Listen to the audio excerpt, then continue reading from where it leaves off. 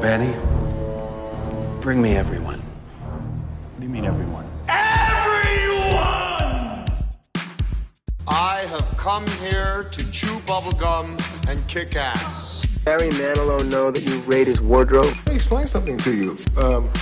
I am not Mr. Lebowski. You're Mr. Lebowski. I'm the dude. No one is to stone anyone until I blow this whistle. You can't fight in here. This is the war room. Surely you can't be serious. I am serious. And don't call me Shirley. Lord, you can imagine where it goes from here. Hello everybody, welcome back to the Zedos Game Podcast. I am Joseph Buchanan. Sitting across from me is Sacha Allari. And Neil. Oh, Neil Coppin? Yeah, Coppin. Coppin. Okay, Neil Coppin. Welcome back, Neil. It's been a while. Yeah, we thought this would be a poignant moment to get you back on this podcast for a specific reason, but we will save that for later. How have you been, Neil? I've been good. How have you guys been? Yeah, not bad. Interesting start to the year. It's if in terms of world events, it's been very interesting. But apart from that, I mean, considering how bad last year was, I can't really complain. That's true. I really can't. So far, so good. Give or take what you can take from that statement. Yeah, it's fine. It's fine. I still breathe and exist, so to a degree. Sach, how have you been? Yeah, I've been okay. Same as usual. Alright, okay.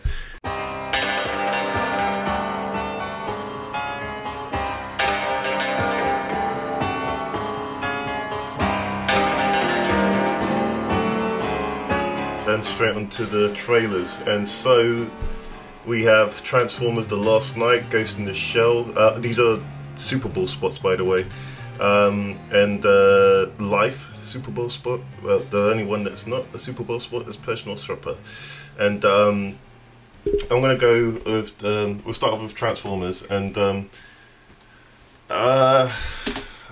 what can I say about Transformers that people don't already know about? People that know me don't already know. I don't care. We've got a Metal Gear in there.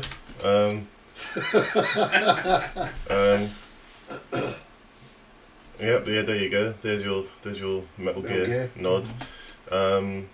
We've got Mark Wahlberg with long hair. With long hair. Looking like a hobo. We've got something that kind of looks like Unicorn but isn't. I'm guessing it's the Quintessence planet. I could be wrong, but I don't care. Helicopters, slow-mo, girl, something that looks like Unicorn but probably isn't. Optimus Prime doesn't know what he's doing. Shots of Optimus Prime fighting Bumblebee, and I don't care. Guys, what do you think? Boring ass trailer. Did they have a flute as a soundtrack? A what? Was that a flute in the soundtrack? What instrument was that? A flute. A flute. Oh no! Either way, it just. You know what? This is the first time. Look, here's the thing with Transformers films. Okay, I love the first film. All right, the rest of them I think are garbage. But I'll tell you what. Even though that they were garbage ass films, Transformers has always kind of delivered on decent trailers. I don't know what the fuck's up with this marketing campaign, because the past two trailers have sucked balls. This trailer sucks balls. The only thing good I can say about it is at least the pictures and the visuals that we're getting are what you'd expect from Michael Bay. As in, you know, he's the reason why you get him to direct a Transformers film, because he makes everything look so gigantic on his canvas. You know what I mean? In terms of his films, he does big spectacle. You know what I mean? Like huge. He makes people look small and tiny in all of his films. You know, I watched The Rock the other day, and he just has that in him. And my biggest problem with the Transformers series has never been him. It's been the writing team from day one. You know what I mean? From day one. And I don't know what this writer's studio for their little. We're trying to do what Marvel do or whatever the fuck they're doing there. I don't know what they're doing there, but I haven't seen.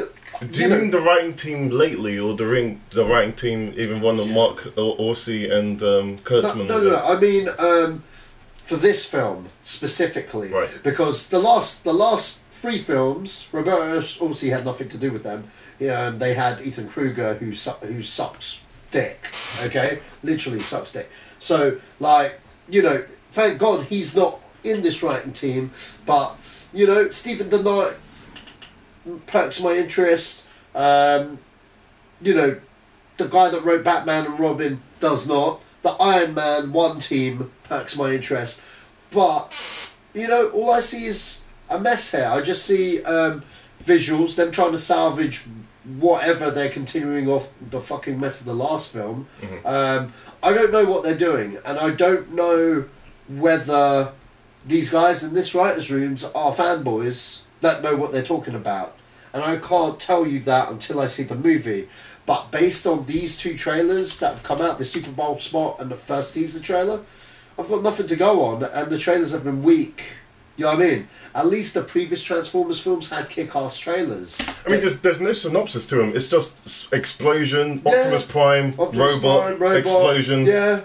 It's so random, and you've got a monologue that doesn't make any sense. Yeah, it's just I don't even know what's going on in this movie. And like you said, if that is Galvatron, I'm done. Galvatron? Not Galvatron, Unicron. They fucked Galvatron up. I don't think it is, because that looks more like the Quintesson's planet. Oh, okay. But Neil. I didn't think it was that bad. Yeah. I really didn't. No, there's got to be a balance to it. Yeah. No, because the thing is, if you're going to go see a Transformers movie, right, and let's be honest, let's say, okay, we're going to take the first film and we're going to take it away because it's the first film, it's introducing people to Transformers if they don't know. Yeah. But taking away from the first film, so number 2 through number 4, these are not films that are for fans. Right? You are a big fan. You should know this. They're not films for fans. Same with all comic books and Marvel and DC and everything. They're not for fans. If they're for fans, they'd look completely different. Yeah. That being the case, what do you want from a teaser trailer? From a Super Bowl spot or a teaser trailer, I don't need to know the storyline. Yeah. When you give me the first official, proper, good trailer, then I want the storyline. Sure, okay, I get your argument with that. Yeah. But for Michael Bay, I know what to expect, and that's what he put. That's what he put in that teaser trailer. Well, from that trailer, okay.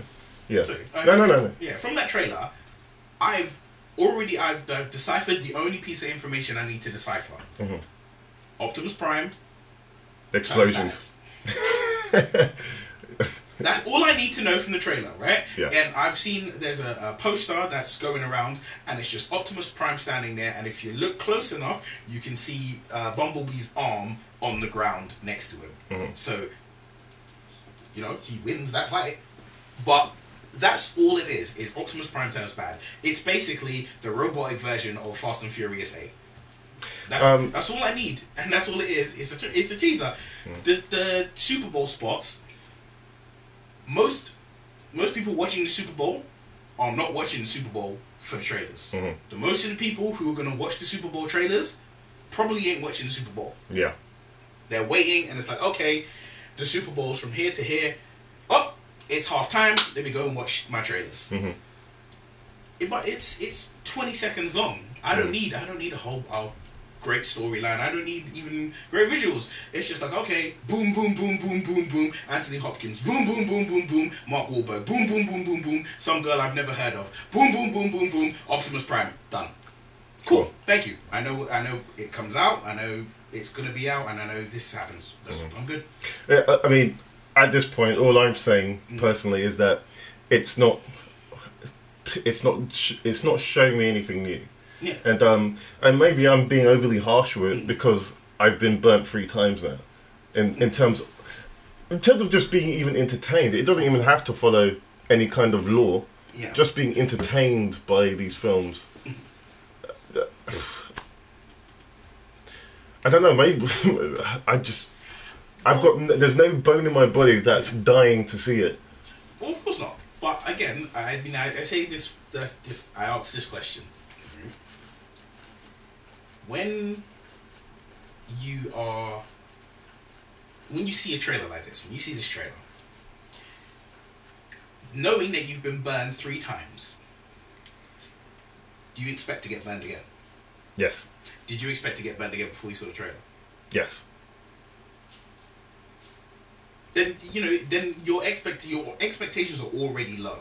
So because with everything you see, you're automatically looking at it to pick out everything that is wrong with it because your expectations are already low. Right. It's not like, okay, you got burned 3 times and you're expecting this is going to be the absolute best. They've hired the best writing team. They've got the best cinematographer.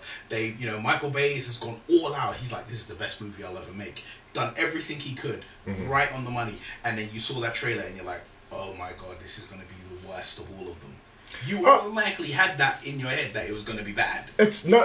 I don't even think it's going to be bad. It's not showing me anything new, and so I'm not.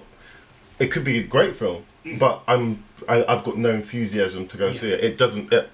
I'm not. It could be great. There's nothing. I'm gonna say this, like I said earlier, like, wasn't a fan of the second movie.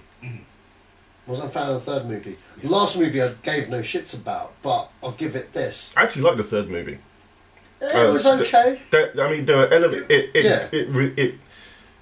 It came back from what was really terrible about that second film.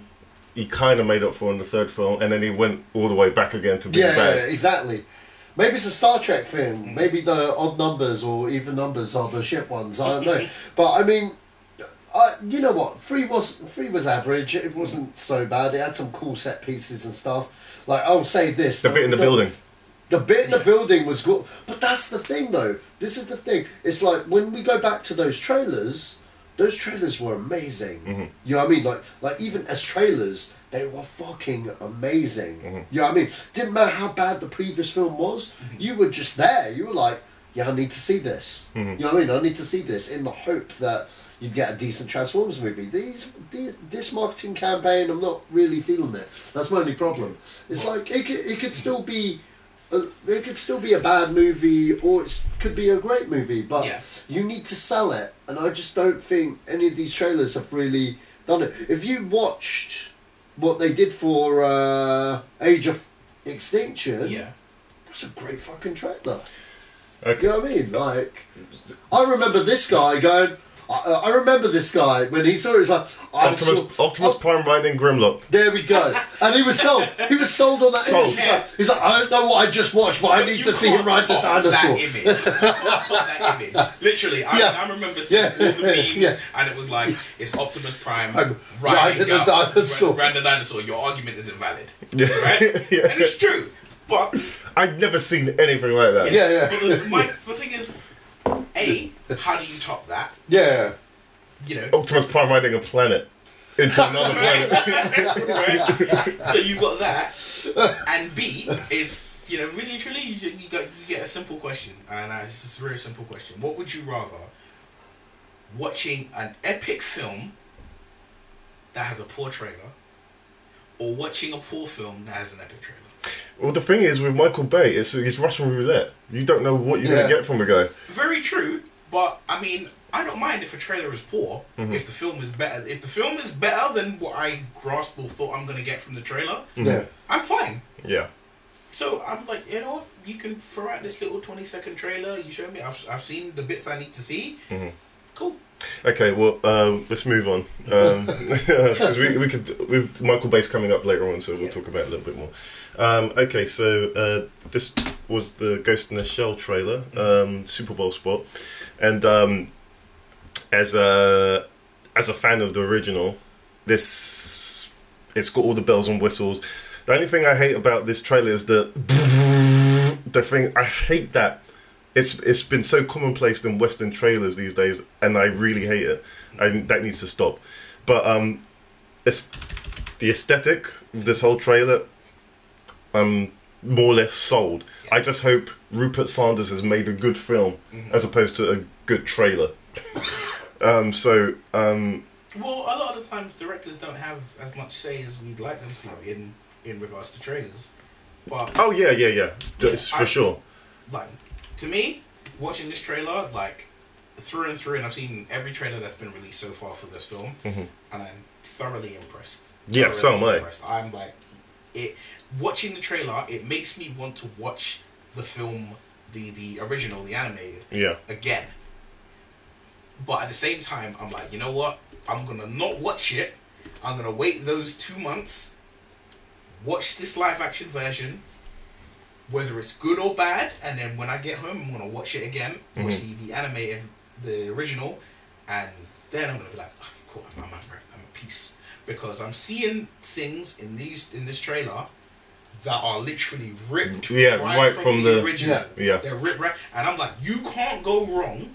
Well, you can, but generally, it's hard to go wrong when you're taking things directly from what people love. Okay. Well, there's another couple of things I want to say about this trailer as well, and a lot of people were complaining about whitewashing.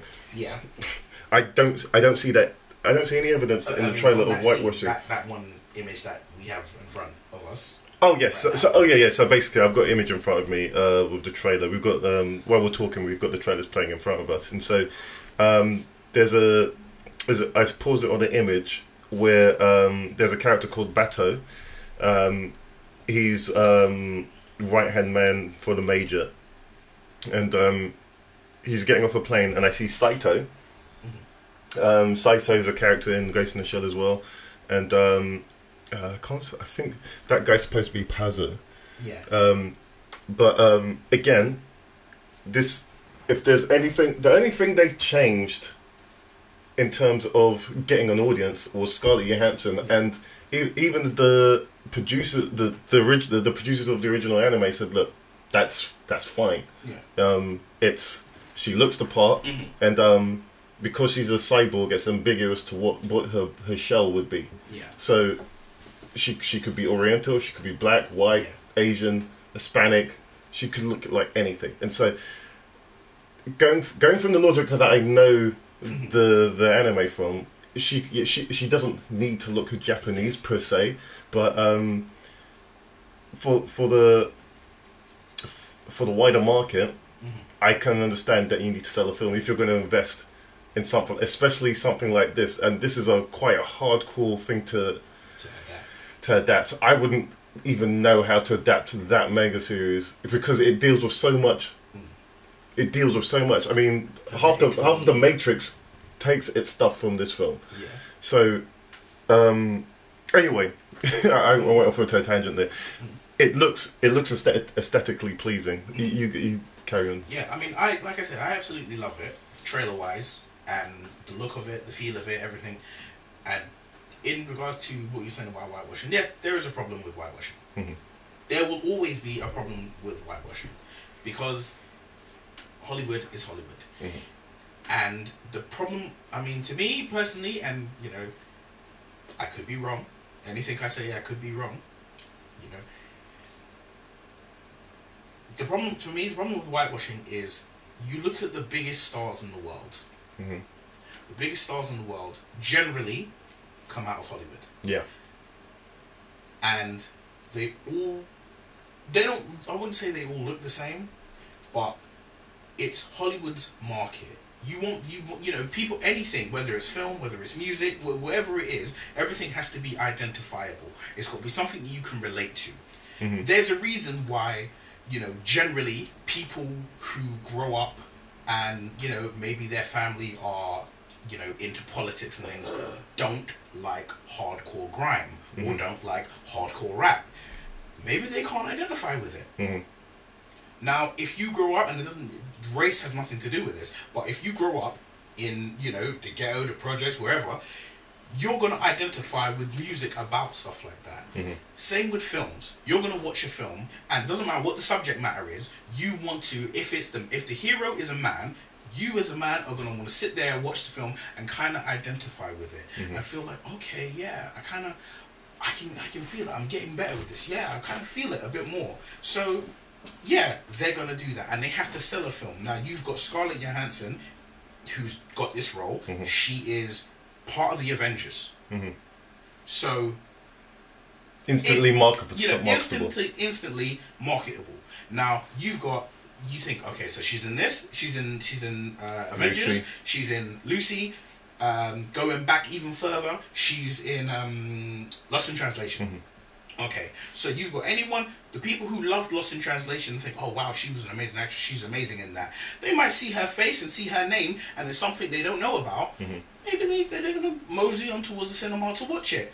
Anyone who's, you watch Avengers and you love it, and you love her partially in it, you're going to go and watch it. You watch Lucy and love it, you're going to go and watch it. Right?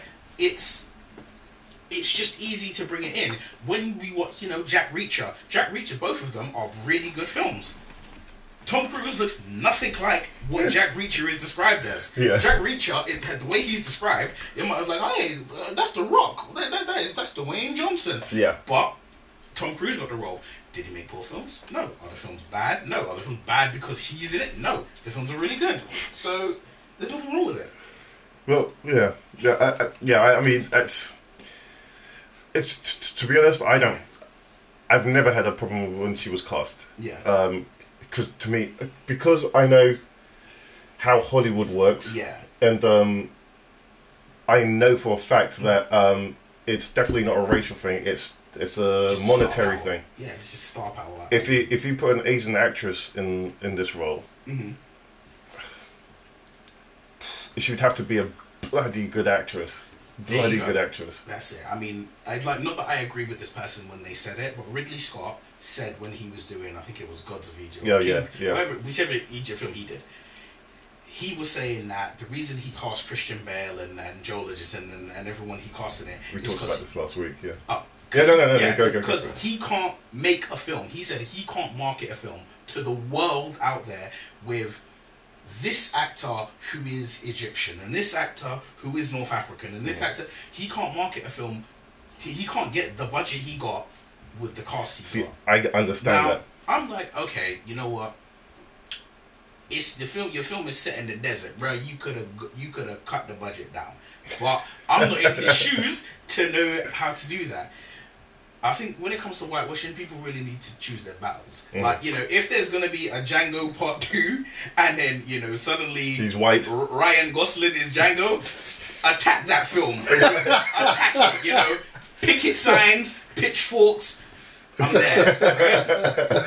Scarlett Johansson playing a character who is a cyborg, who generally does it, her race does not generally matter. Hey. Worse things have happened. Yeah. If her character was literally Japanese, I mean, her character is Japanese in name, by name. Yeah, but she's Japanese in name because it's set in Japan. Yeah, it's set in she's Japan. a cyborg.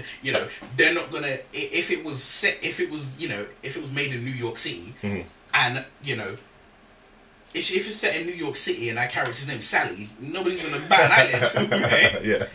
Now, obviously, if it's set in New Japan and her name is Jerome, I was like, hey, what's going on here? Yeah. So this seems a bit dodgy. Yeah. But no, just chill. It's fine. Yeah. It's alright. It's all good. Saj, your insights. I like this spot, man. Like you said, it really has that feel and aesthetic for. He's really nailed the tone. Really, oh yeah, he has definitely. And what also I like about it, it looks unlike anything that Hollywood puts out. Oh yeah, you know what I mean? Yeah. It has an original identity, and I think that's very, very much influenced by its source material. Them having the original director of the animated version of the movie, that you can see his influences here. You know what I mean? Throughout, and I think that's amazing. There's nothing, you know what? To be quite honest, I had the pitchforks out at the beginning because it's an anime. You know what I mean? Like fuck. You know what I mean? You want to know that the people behind this are actually paying attention to the minor details, and everything I've seen, I'm liking. You know what I mean? Even the interviews, I'm like just the fact they got the guy.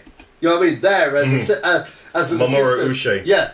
I didn't know that was his name, but because they've got him there, that kind of validates it a little bit for me. You know what I mean? And the attention to detail, like Bateau looks like Bateau. You know what I mean? Like. Do you know what I mean? The hair, the eyes, the glasses. He's the character. That's the embodiment of what I want from that character in live action. Yeah. Even this scene here. Yeah, that's this with the pillar.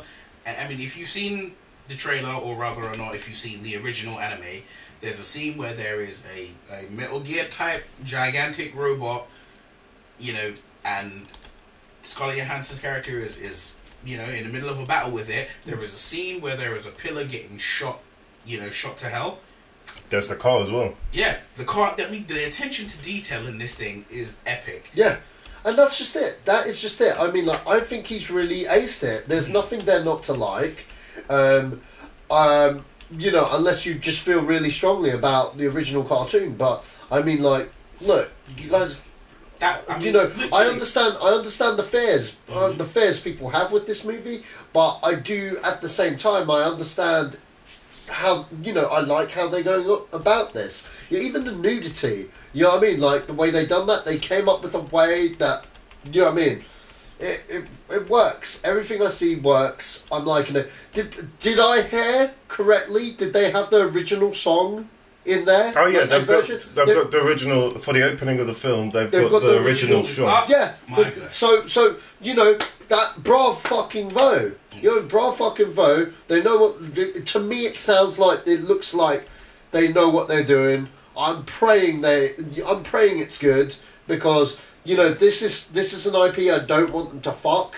But you know what? Like, I'm not even the biggest Ghost in the Shell fan. My little brother, he's a huge standalone Complex fan. He's got all the movies. He's got Innocence. He's watched all of them, and he watches all of them like yearly. Like, he'll just do a marathon like all the time. I'm not as hardcore. I've only ever seen the original film. I haven't seen it in 12 years though. Okay. Saw it a few weeks ago. I'm kind of intrigued to watch it again, but I think I'll watch it after I see the movie.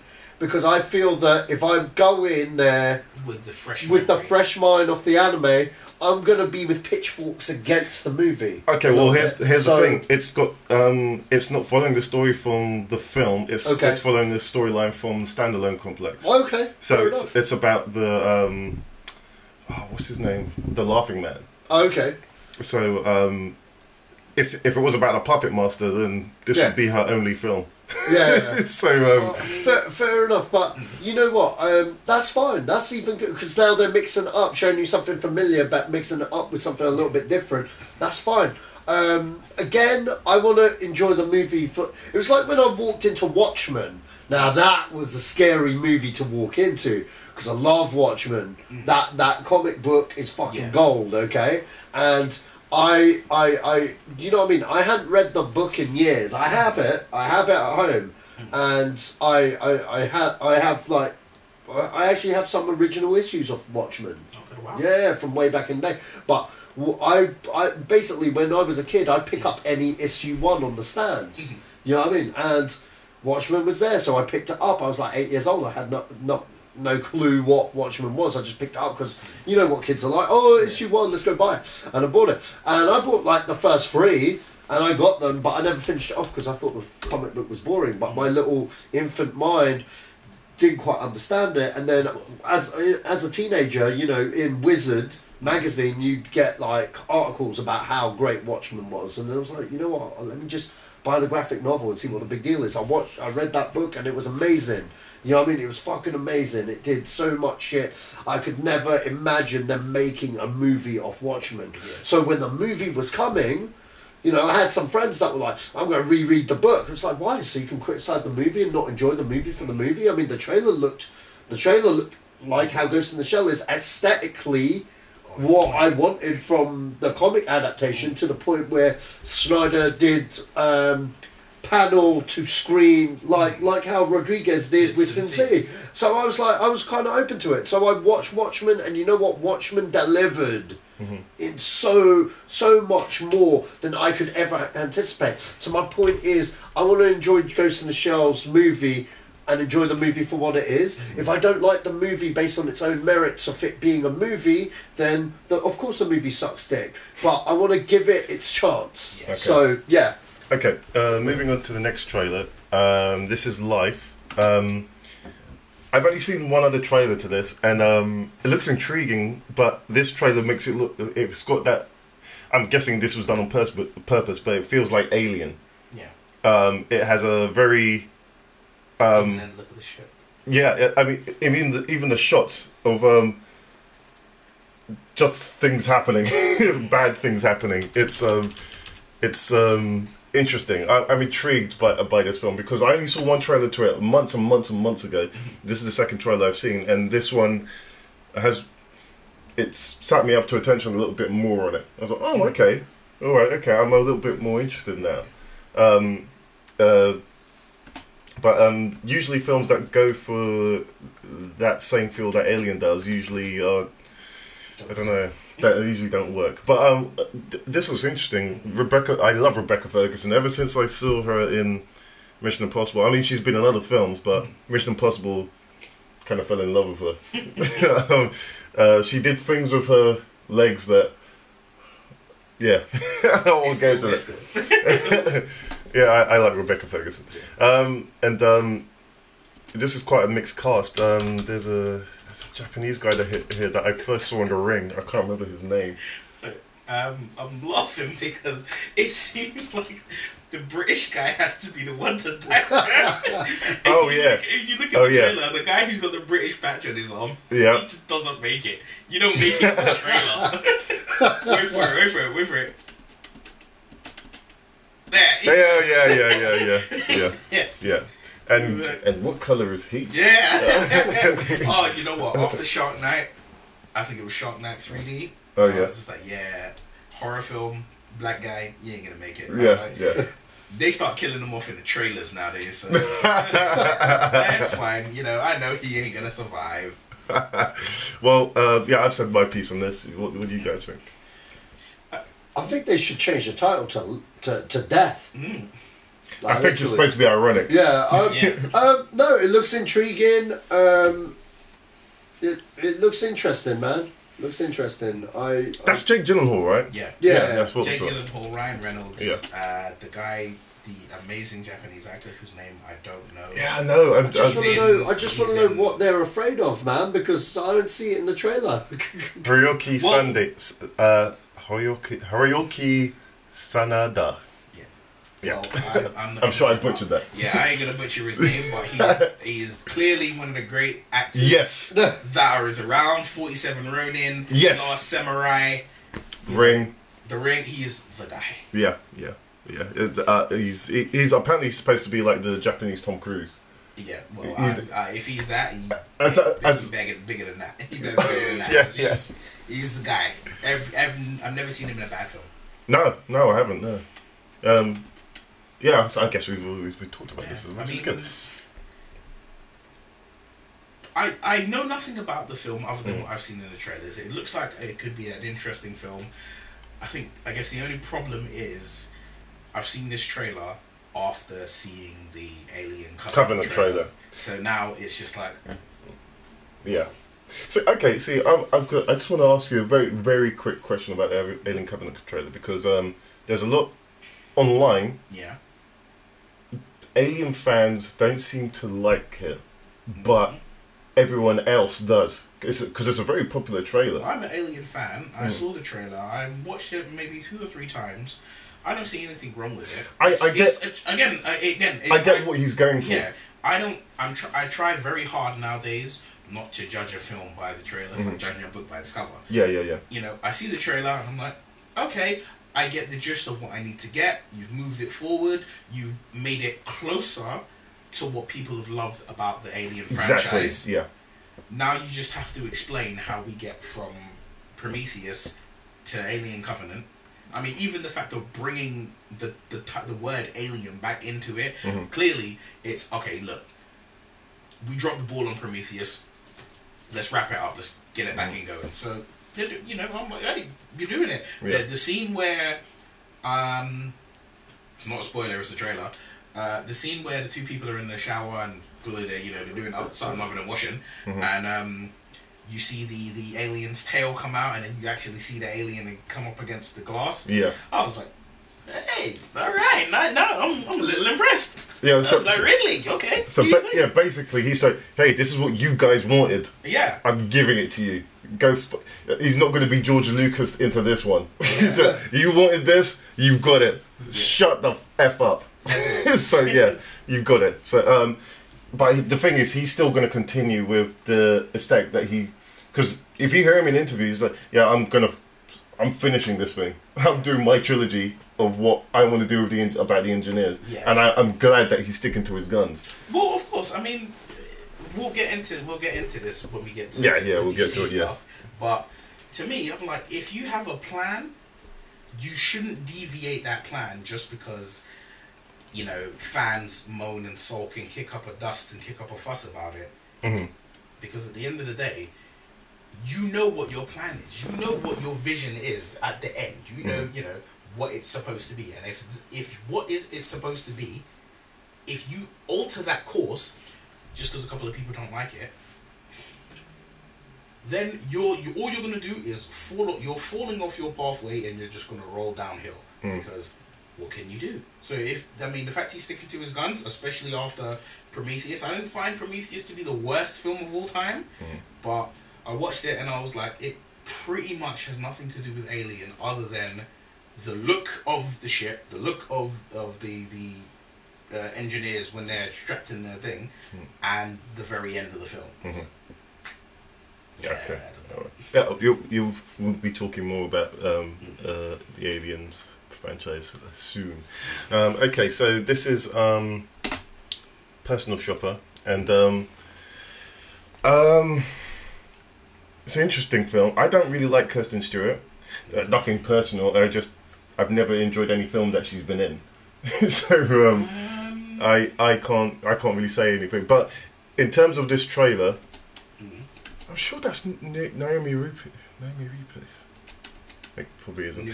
Yeah, Naomi Rapace. It looks very much like her in this. No, it probably isn't. No, and it's not. Anyway, going back to this trailer. Am I right to say this is a horror / thriller / I wouldn't know how to describe this film. I wouldn't know how to describe it to someone. Drama. Paranormal drama. Okay. More like a thriller to me, but hey. Yeah, this is what I mean. I wouldn't know what to class it as because it has elements of horror in it. If I'm honest, just judging from this trailer, I think this is a poor ghost version of From Dusk Till Dawn. When you watch From Dusk Till Dawn, you think about the film, the way it happens. So it starts out as this kind of chase movie, bank robbers, desperate men, and then the film literally, it's like changing a light switch. They get to the titty twister and bam, all hell breaks loose. Yeah. Now, this, we're watching it and it looks like it's going to be some coming of age drama, about, she's a personal shopper, she's got a dull life, you might as well have been working in retail, which technically she is, she could have been flipping, I've been working at Topshop for the last 10 years and nothing is happening, my life isn't moving forward, and, my brother died and I'm really sad about it, and, then all of a sudden it's like, boom, there's something mysterious, there's something possibly supernatural going on here. Yeah. Yeah, well, yeah. I don't know what to make of it. The Satch, what do you think? I'm not really that interested. On the subject of Kirsten Stewart, the only thing I ever liked her in was Panic Room. Oh yeah, that's right, yeah. She was the daughter. But, that's more about Jodie Foster than her. Yeah. But, no, seriously, I'm not really feeling this. Maybe, if I had nothing else to do and it was just on, I'd watch it, but trailer didn't really grab me that much. It looked interesting to a point, but you couldn't really identify what it was trying to be. Like you guys said, is it a thriller, is it a horror, is it a what? I don't know what the hell it is. Supernatural drama, maybe, like you just said, but There's no hook. Yeah. There's definitely no hook with Kirsten Stewart. Just saying, you know, like.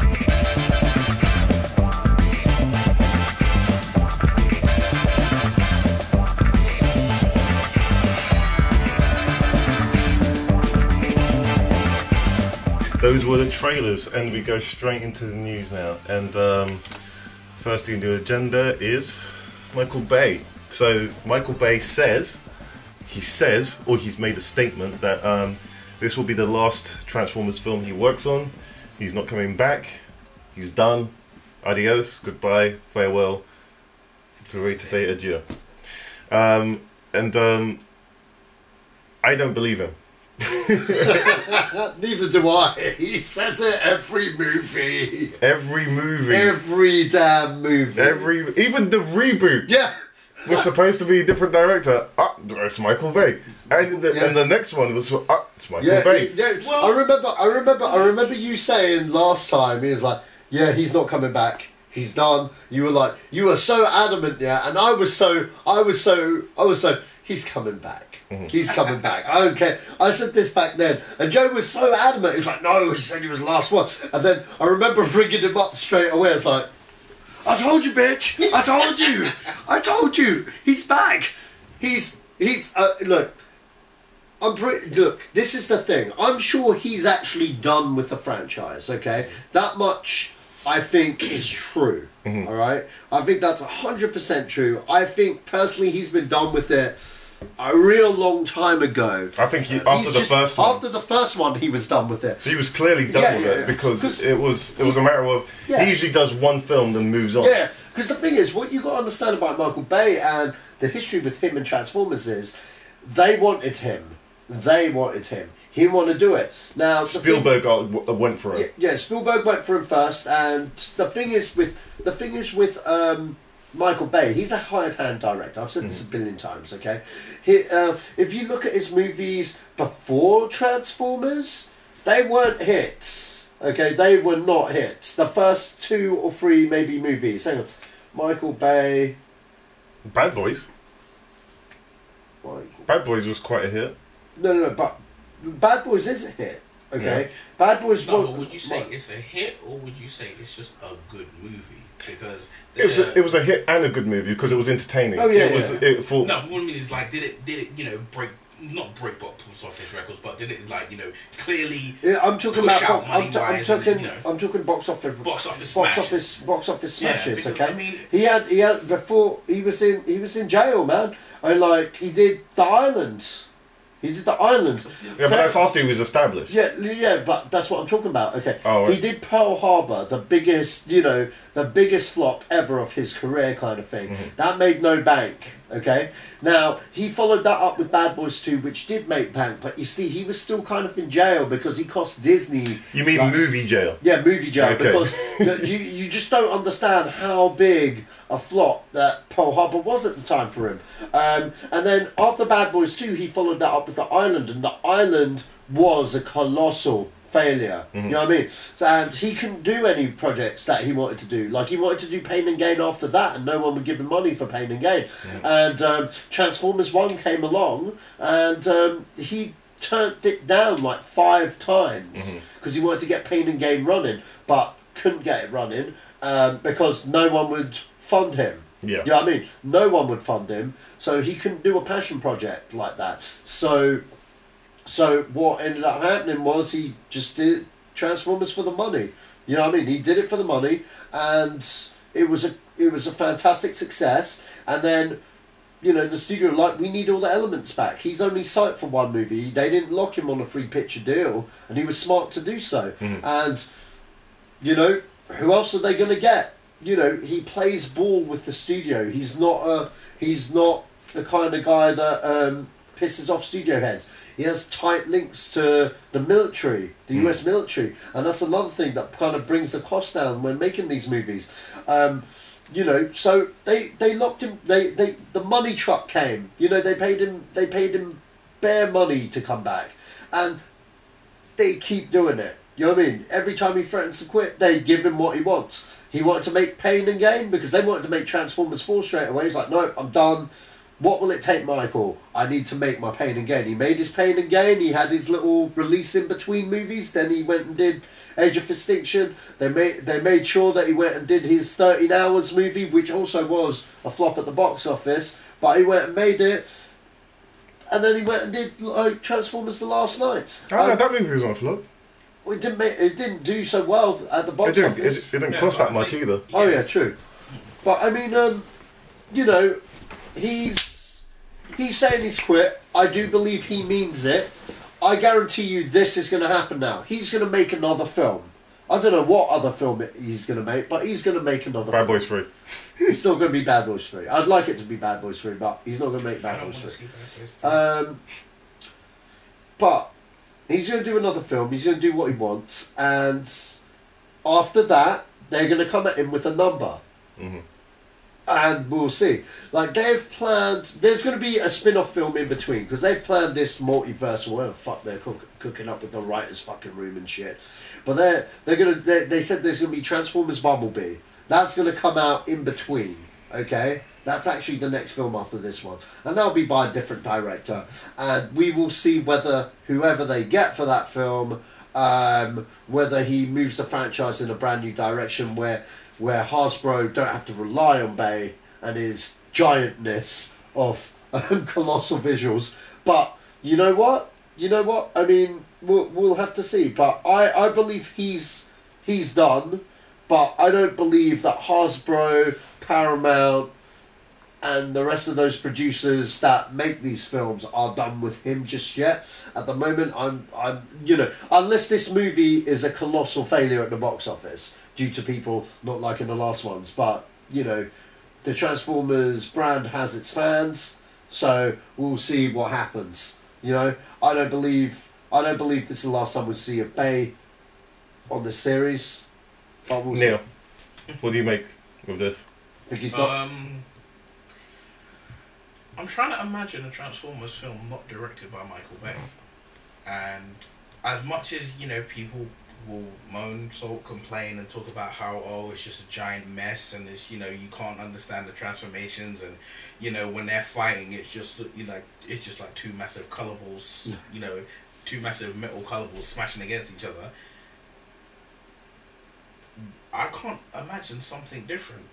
And I wouldn't really want to. I mean, I think I listened to someone speaking about Marvel, about the real plan of what Marvel's doing, and I have to relate it to Marvel because it relates directly to this shared universe.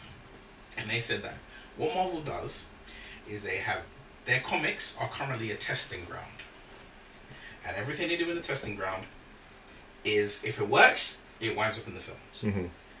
And when I saw this thing about shared universe Hasbro, I've seen that comic. I've seen the shared universe of Hasbro. There's a comic, I can't remember the name of it. I think we had G.I. Joe. And it's like G.I. Joe, Transformers, and some other things, all rolled into one big thing. And it's the testing ground. Now, the fact that, you know, there are two G.I. Joe films, neither of which was amazingly good, neither of which was the worst thing I've ever seen. So, but the feel of them has a very similar kind of color, texture, look to what we get with Transformers. Mm-hmm. So, I can see the shared universe thing happening. Michael Bay being done with it, I don't think so, because I think they have to rely on him in order to see what the Transformers, how they do things. Michael Bay he's the guy you get for explosions. They call it Bayism. Bayhem. You know, they call it Bayhem when you know it's that line of, you know, let's get together, let's blow shit up. I'm not gonna lie. You know what? If I heard Michael Bay was directing a G.I. Joe movie, I'd watch that. Yeah, I'd be interested. I really don't think he's done with it. Yeah, but I mean, you know, stranger things have happened. Yeah, true. I would like to see the Wachowskis. As much as movie jail that they're in right now. Yeah, I would love to see a Transformers done by the Wachowskis. purely because visually they can equal Michael Bay easily. But you know what? I was thinking about them for something else, which I'll probably bring in a bit later. Superman. But, I think the Wachowskis, I know they're in movie jail, but I think all these big projects, etc., they need to take a stab at them. You know what I mean? Like, I think they need to take one for the team before they go back and do original shit again. Mm-hmm. And I think, you know what? You're right. Transformers, if I heard the Wachowskis brothers were directing the Transformers They're not brothers movie, anymore. Sorry, the Wachowskis, sisters. If I heard they were doing the Transformers film, I'm in. Just because it'd be different and, you know, like, aside from Jupiter Ascending, I've not seen a crap film from them. Apart from Jupiter Ascending. I actually don't even think that was directed by them. Well, it technically wasn't. I don't believe. Maybe they were having an off period. I don't know what was going on, but they've been developing that film for years. Mate, but I'm telling you, you know what was wrong with that film for me? The Wachowskis have such an iconic kind of look where it's kind of lifted from Japanese anime and stuff, and stuff that they've been influenced in quite heavily. This movie, its action scenes kind of look like Stephen Sommers came in for a day and directed the action scenes, and that was what made me go, I don't believe I believe the plot, it had a good plot, it just, you know what I mean, like, it just, I don't know, man, it was a horrible movie. The early sign of it being a horrible movie was that Sean Bean lives, so, you know, spoilers. Well, anyway, anyway, I actually completely forgot he's alright. Yeah, I know, right? Okay, so going on from that is to this next story, which is intriguing. Mel Gibson and Vince Vaughn are going to be in a film together. I'm guessing because they were in Hacksaw Ridge. Yeah. And it's supposed to be like this comedy, Dragged Across Concrete. This film's called. Oh, it's a thriller. Sorry. Together with police officers in a thriller, Dragged Across Concrete. Okay, so do you think the wider audience has forgiven Mel Gibson, or people that know anyway, why they haven't seen Mel Gibson on screen for a while? Because do you know what? I mean, like, sorry, no. Go for it. I think same thing with music, the same thing with sports. You should really and truly have the same thing with films, which are the actor or, you know, the star of the film, whether it's the actor, the actress, the whatever, whatever they are like as a person should not influence what they're like as the character that they portray on screen. Right? You know, you can be a right, see you next Tuesday in real life. But hey, you know what? If you are the greatest superhero or the greatest detective or the greatest soldier ever, cool, no problems. I love that acronym, by the way. See you next Tuesday. It's brilliant. Or you could be the complete other way. You know, I mean, the guy who played Joffrey in Game of Thrones, right? The little kid. That kid, he said he's done with acting because of the hatred he got for playing Joffrey. And I'm like, but you're not a bad guy. You know, it's like is that Disney film Wreck-It Ralph? It's like, right. You can be a bad guy, but that doesn't make you a bad guy. You can be bad guy, but that doesn't make you a bad guy. Yeah. Now, Mel Gibson, like, people need to really remember, Mel Gibson is one of the really, I won't say one of the best, but he's one of the standout actors of his generation. Let's look at it, right? We've got Mad Max. We've got Martin Riggs. Now, alright, yeah, the character of Martin Riggs ain't going to win Oscars for that character, but it's a defining character, right?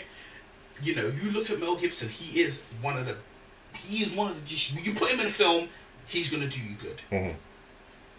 You put him behind the camera, he's going to do you good. Just because he's made a bunch of comments, and yeah, they were bad comments, really bad. You know, there are certain things that people say that we can't forgive. But guess what? As far as I'm concerned, Brexit's gone ahead. Donald Trump is the president of the United States. Mate, Gibson, you're alright, son. You're alright. You know what? Apologise, give somebody a bottle of Prosecco, and you're good, man. The fact that his film's got an Oscar nomination, I think, proves that. Totally. But, So. I mean, even with that, it's a thing of, I noticed, and I noticed this when I saw the posters for Yeah, so did I. All it says is from the director, or from the maker of Braveheart and Apocalypto. And I was like, but that's Mel Gibson. And I was like, oh yeah. You don't want that name there. You just want to say, the person who did these great films that you love did this too. And then you just want to be quiet and like hope that they don't remember who it was. Yeah. But I mean, look, I want to see it. I want to see Mel Gibson on screen. I remember, I think it was Robert Downey Jr. said he'd do Iron Man 4. He'd do Iron Man 4 if Mel Gibson directed. Oh yes, please. You know what? Speaking of Mel Gibson, my first choice for Norman Osborn in the MCU is Mel Gibson. That is my first choice. First and only choice. I'm open to other people. There's a rumour online about Matthew McConaughey, and I can see Matthew McConaughey. I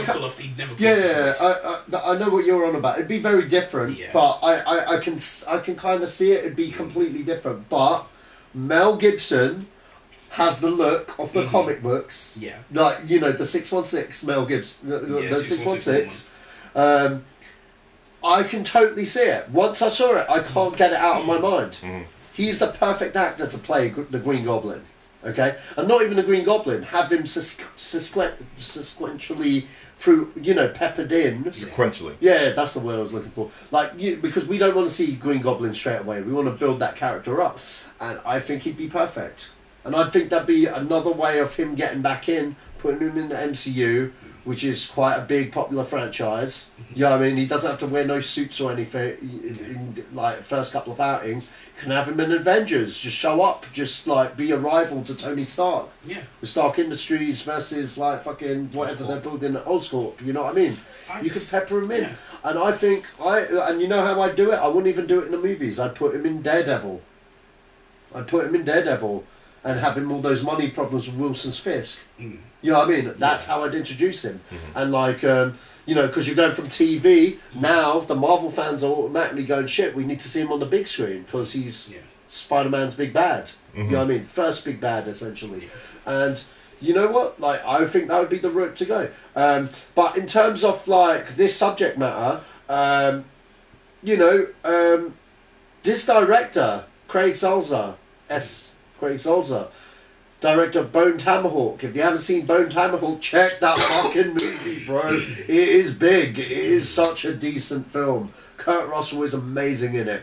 It's a great movie. Check it out. It's on Netflix. I can't wait to see this movie because of that director. He's quite competent. He's putting Mel Gibson in there. I see he likes old action stars because Kurt Russell, that was a brilliant written part for him. No doubt Mel Gibson and Vince Vaughn like working with each other after, what he got out of Vince Vaughn from Hacksaw Ridge. If you haven't seen Hacksaw Ridge, check it out. It's probably one of the best war movies I've seen in a very long time. It's really well made. But then Mel Gibson as a director has never made a shit film, and I'm looking forward to seeing what they do with this IP.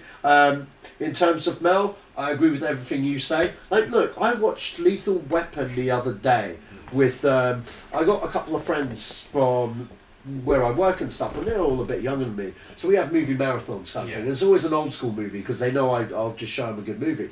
And, the subject of Lethal Weapon came up. My mate Travis was in the mood to watch it. I was like, yeah, cool, I'd watch Lethal Weapon. Because we were talking about, they're remaking it as a TV show. And I showed Lethal Weapon to an audience of 3 dudes that never even heard of it. Another person heard of it, but, he was getting around to seeing it. But, he was going to watch the TV show. Those films still hold up. They still hold up, even though they're 80s films, they still hold up. Even though they kind of got a little bit, a little bit worse towards the end. They're still not bad movies, even the bad ones. You know, like I like the, you know, like say what you like about Lethal Weapon 4. That introduced the world to Jet Li. You know what I mean? Like everyone in the know knew who Jet Li was. Okay, like you knew who Jet Li was. You knew who Jet Li was. I knew who Jet Li was. Once upon a time in China, motherfuckers. That's all I got to say. But you know what? Like the got to wrap this up, man. Yeah, the audience out there, they didn't know who Jet Li was, and that was his linchpin into Hollywood, being that bad guy in Lethal Weapon. And I felt, you know what, Mel still has it. When you watch a Mel Gibson film, there are very few movie stars out there that lack the charisma of movie stars from back in the day, and he's one of those guys. Ford is one of those guys. He's one of those guys. I'd say Clooney's one of those guys. Pitt's one of those guys. You know what I mean? Like, we don't have that in this generation of actor. Yeah. I'd say the closest we got is Ryan Gosling and Chris Pine. Okay? But Chris Pine, The Rock. No. Oh, yeah, and The Rock. And The Rock. But The Rock's a bit different. He is a movie star, you know what I mean? Like, well, that's what I mean. I was talking about actors, you know, up-and-coming actors. Right. The Rock's established, you know? Yeah. But, I mean, like, you know... you know, I think Mel's been in movie jail for the best part of a decade. He needs to get the fuck out. So, okay. Well, just to wrap this up, he's also he may be in Daddy's Home too, but that's yet to be seen. But whatever he does next, what he's doing next is Jesus 2, Jesus Lives. So when he finishes that film, I think he'll have his name back on the credits, and because. Again, his films, Hacksaw Ridge has got an Oscar nomination, or a couple, I believe, and so yeah, that will help as well, especially if it wins something. So that will definitely help. Well, if he wins the Oscar for Hacksaw Ridge, he ain't doing Daddy's Home 2. I'm telling you. Oh no, he will. He'll be in it, but he's, as I said, he's doing Jesus 2. So the Resurrection. Yeah. I'm calling it Jesus 2 because it sounds funnier. So. Jesus 2, Jesus Lives, that's what he should call it. Because that's what it's about to me. Anyway, moving on. This is going to be a doozy. The Star Wars The Last Jedi trailer. So, everyone wants this trailer now. No. Hold on. Everyone wants this trailer now.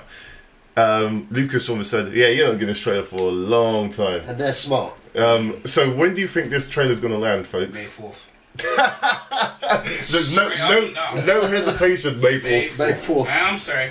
Look, if you are real Star Wars fans, and I'm questioning whether you're real Star Wars fans, if you're itching and scratching to get a trailer for this film now, right? No, Star Wars is a staple of cinematic history. It's a staple of life history. Wait, be patient. Now, May 4th is the perfect time to drop that trailer. Do you know when? No, you know what? I disagree. I'll go a little bit later. No, I mean for the teaser. Just the teaser. I don't want a proper trailer. Give me the teaser. May 4th. No, I hear you. This is why I disagree. I'll tell you when. I'll tell you when they need to release it. May 25th, the official 30th anniversary of Star Wars. That's when The New Hope was released in movie theaters, and every Star Wars film sequentially. I'm using that word again. You mean 40? Huh? 40 is 40 years. Is it 40 years? Yeah. Yeah. The 40th anniversary. That's when they should release the teaser. And that's when I think they're going to do something for the 40th anniversary. Well, the, I wouldn't put it past them. Because no, it's so... celebrations happening in America at that time. There you go. Well, if it's happening on May 25th, if celebration's happening then, that's when I think they're going to get it. Because you got to understand, at the moment, Star Wars is like the thing right now. Rogue One's still in theaters. They're still in Star Wars land. They just announced the title to the movie. You know what I mean? They just announced the title of the movie. We're still discussing the title of the movie and all of that stuff. You know what I mean? That goes with it, hand in hand. We're probably going to get some screenshots. We're probably going to get a little bit more than that in between that time. But I reckon at Celebration, 40th anniversary of Star Wars, that's when we're going to get the teaser trailer, I think. And I'll tell you why. Because in the next couple of months, Star Wars fever would have died down. We would have had a little bit of something else, whatever that something, Wonder Woman or whatever. They're going to wait for everyone to stop talking about Star Wars. No, you'll have Beauty and the Beast. Everyone will be talking about that. And then they're going to light the flame again. Then they're going to light the flame again. Again, like you just said there, they might attach it to Bruce and Beast. I doubt it. You doubt it? No, okay, fair enough. But, you know what I mean? Like, I reckon Guardians of the Galaxy would be on Beauty and the Beast. Yeah. Maybe in front of Guardians, but you know what I mean? Like, I think, but Guardians is coming out around May, isn't it? I don't think so. No? I think it's June. Is it June? Yeah. Okay, I could be wrong. I could be wrong about that. Yeah, but I mean, I don't know. I've got the internet in front of me. That's what. Yeah, but I think they're going to hold back because they don't have to. That's the thing. Yeah. If this was, remember when The Force Awakens came out? They released the teaser a year before, and then they had that slow build up. Star Wars doesn't need to do that anymore. Yeah. You know what I mean? And they know it. Yeah. They know it because otherwise they would have released one ages ago. But they don't have to.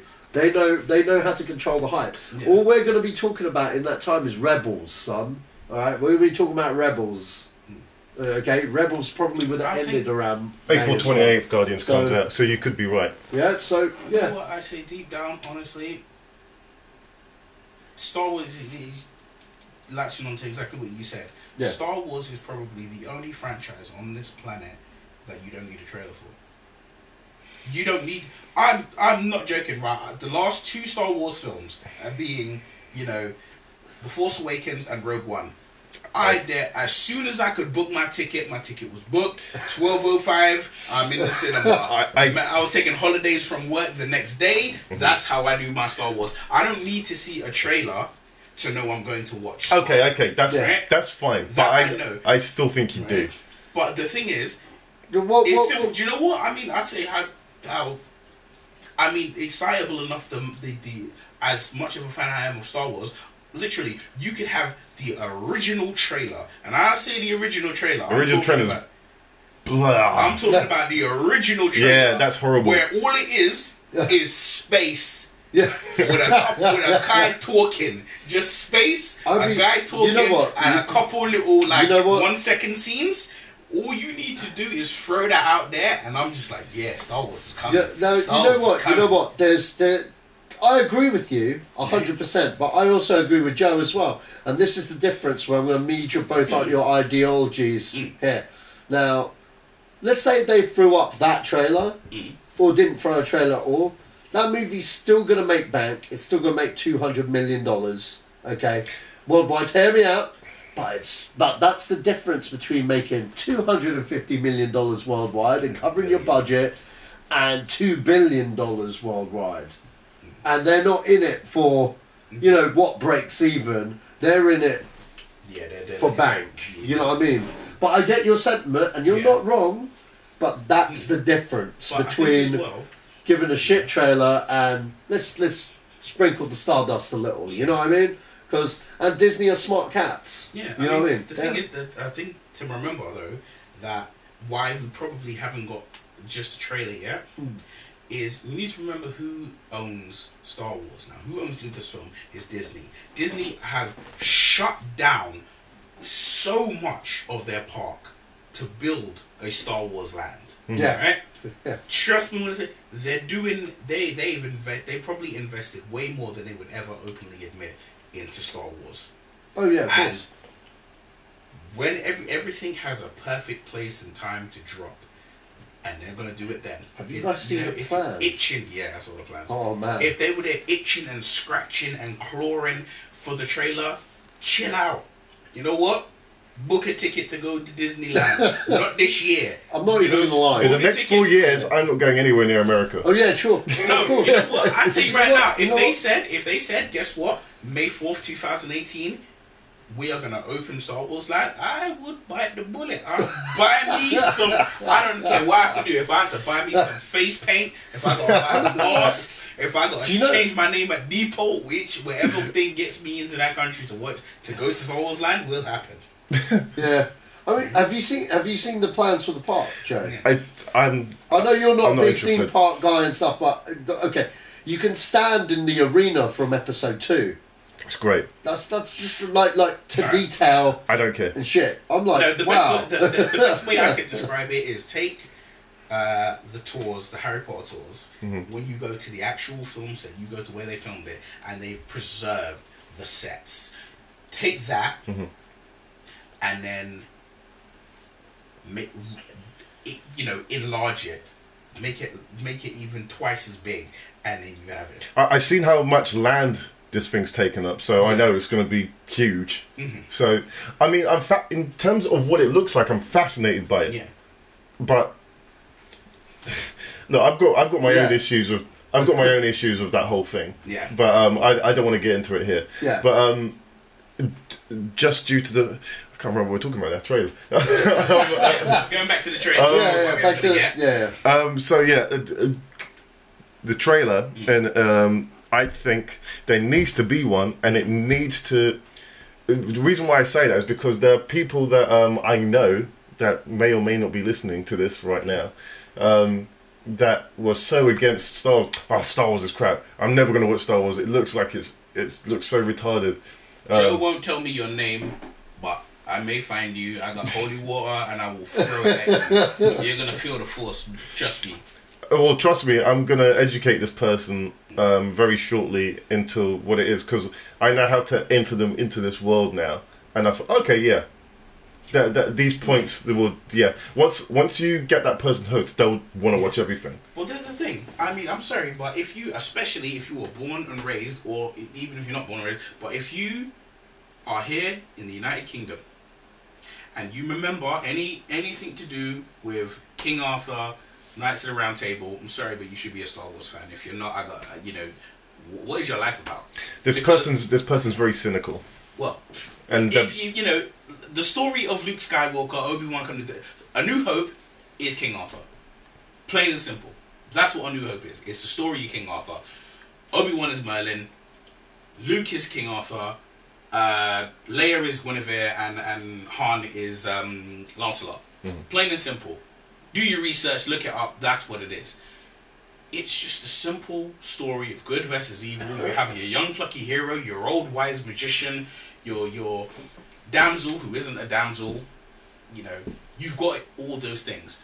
What's not to like about that? We grew up on that before films, freaking destroyed our mindsets on what a good old fashioned hero should or shouldn't be. Yeah. These are the these are your meat and potatoes. These are what it should be. Yeah. So, I agree with that. If you don't like Star Wars, why not? What deprived childhood did you have that you didn't like Star Wars? Well, yeah. Either way, I think the trailer for The Force Awakens was good. I don't think it was good as any of the prequel trailers, but it did what it needed to do to draw the audience back in. Yeah. Hey, this is cool. This is fun. I mean, to be honest, I don't think you ever need to draw a Star Wars audience in. I think you do. No, because to me, I'll tell you why. I'll bring it down to right. Now, virtually everyone I know who's a real Star Wars fan has had issues with prequels. With the prequels, they've all had issues with the prequels. Because there are issues with the prequels. Whether you're looking at it that is so CGI, whether you're looking at the story, whether you're looking at the characters, the actors playing them, whatever way you want to, people have issues with it. Fair enough. But at the end of the day, people still went to see them, even after Phantom Menace was what it is. Right? People still went to see Attack of the Clones, and they still went to see Revenge of the Sith. Star Wars fans are gonna go and see it. I'm a Star Wars fan. I'm a Marvel fan. I'm a Harry Potter fan. I'm fans of a whole bunch of stuff. I am gonna go and see the next Marvel film, whatever it is. Even if I look at the trailer and I don't like it, they could cast whoever they want. They could turn around and say, "Guess what? We're gonna do." We finally got the rights to X-Men. X-Men's now in Marvel, and Tom Cruise is going to be Professor X. You know what? I'd cry and I'd throw axes at everything I could. They'd still have me in the cinema. They might have me sitting there sulking, but I'm going to be in the cinema. I'm fascinated to see what Tom Cruise would look like as Professor Xavier. I'm fascinated now. That's what happened. That's what happened. That's what happened now. It's just that thing though, of you're gonna see it. Yeah. Okay. You know, we can moan and sulk and gripe all about it, but we're gonna see it. Okay. Well, sticking with the Star Wars sort of theme. Okay, so Mark Hamill said, I think it was this week or last week. He said that he's defending the prequels, essentially, and he hates what Star Wars fans did to Jake Lloyd, because Jake Lloyd through his whole childhood and adulthood, he life now. Yeah, well, he's messed up. People messed him up because this fictional film that people didn't like, they teased him about, and he has a lot more to say about Star Wars fans. In I'll put it in the description as well, and when I put this podcast up. But yeah, he goes at it. He says, "Well, look, they're not great, but they're not bad. It continues to." It has a consistency in terms of telling you what Palpatine was doing from date dot. And I was telling years back. I was telling someone this the other day that Order 66 is the best turn in any film I've ever seen. It's really funny. I was watching a Clone Wars episode. I know whether you know. I know you don't watch the Clone Wars. Did you ever watch the Clone Wars? Do you know what I'm on about with the Clone Wars, where they go proper into Order 66? No. There's a whole conspiracy. That whole half a season is dedicated towards one of the clones malfunctions, kills a Jedi. Mm-hmm. They're like, what's going on? And then they discovered the inhibitor chips. Yeah. So the thing is, what they do really well in the Clone Wars, which they don't do in the movies, that you actually get to know the clones by name. So you got Captain Rex, who was introduced in Revenge of the Sith. No, that was Commander Cody, because that's Obi-Wan's one. Rex is Anakin's one. Rex is the one that survives through to Rebels. But anyway, they got, the clones have different names, and even though they all clone off Jango, they all look different. You know what I mean? Like there's a clone troop. Yeah, they shave their hair funny and whatnot, etc. But like, there's one called Fives. Because they call his squadron were just referred to by numbers because their commander saw him as dispensable, etc. He was the only one that survived the unit, so his haircut has Fives like listed on. Well, anyway, Fives basically goes to find out. He basically becomes a detective. Basically, he's like trying to find out what happened to his friend that went nuts. Basically, and this leads him all the way to the top. It leads him all the way to Palpatine, bro. And then he goes and he never returns. He has a 1-to-1 meeting with Palpatine, all legit and stuff. Never returns. Nice. Never returns. He's later found dead. Like just dead. And then another clone trooper trying to avenge him, kind of thing. And like he goes and it's interesting, man. There are loads of little stuff that they do in that series that were offshoots off of like his ideas within the movies that never came to fruition.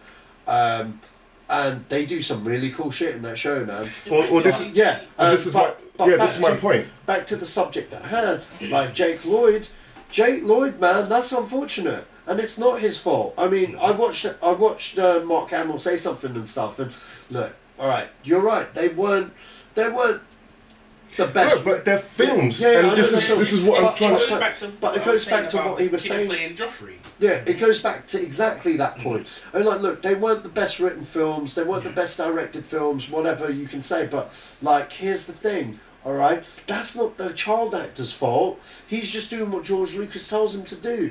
And he was the lead of that movie, kind of, and that's a big, heavy burden carry, especially for a movie such as Star Wars. I'd say Liam Neeson was the lead of that film. Oh yeah, of course.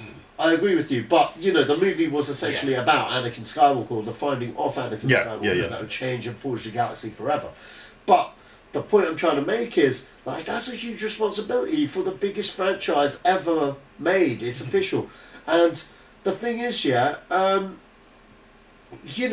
this kid, he's 8 years old, and you've got, like, all these fucking trolls on the internet fucking saying all this fucking nasty stuff that I can't even utter. You know what I mean? And the thing is, if you watch it and stuff outside of the Phantom Menace, he was a solid child actor.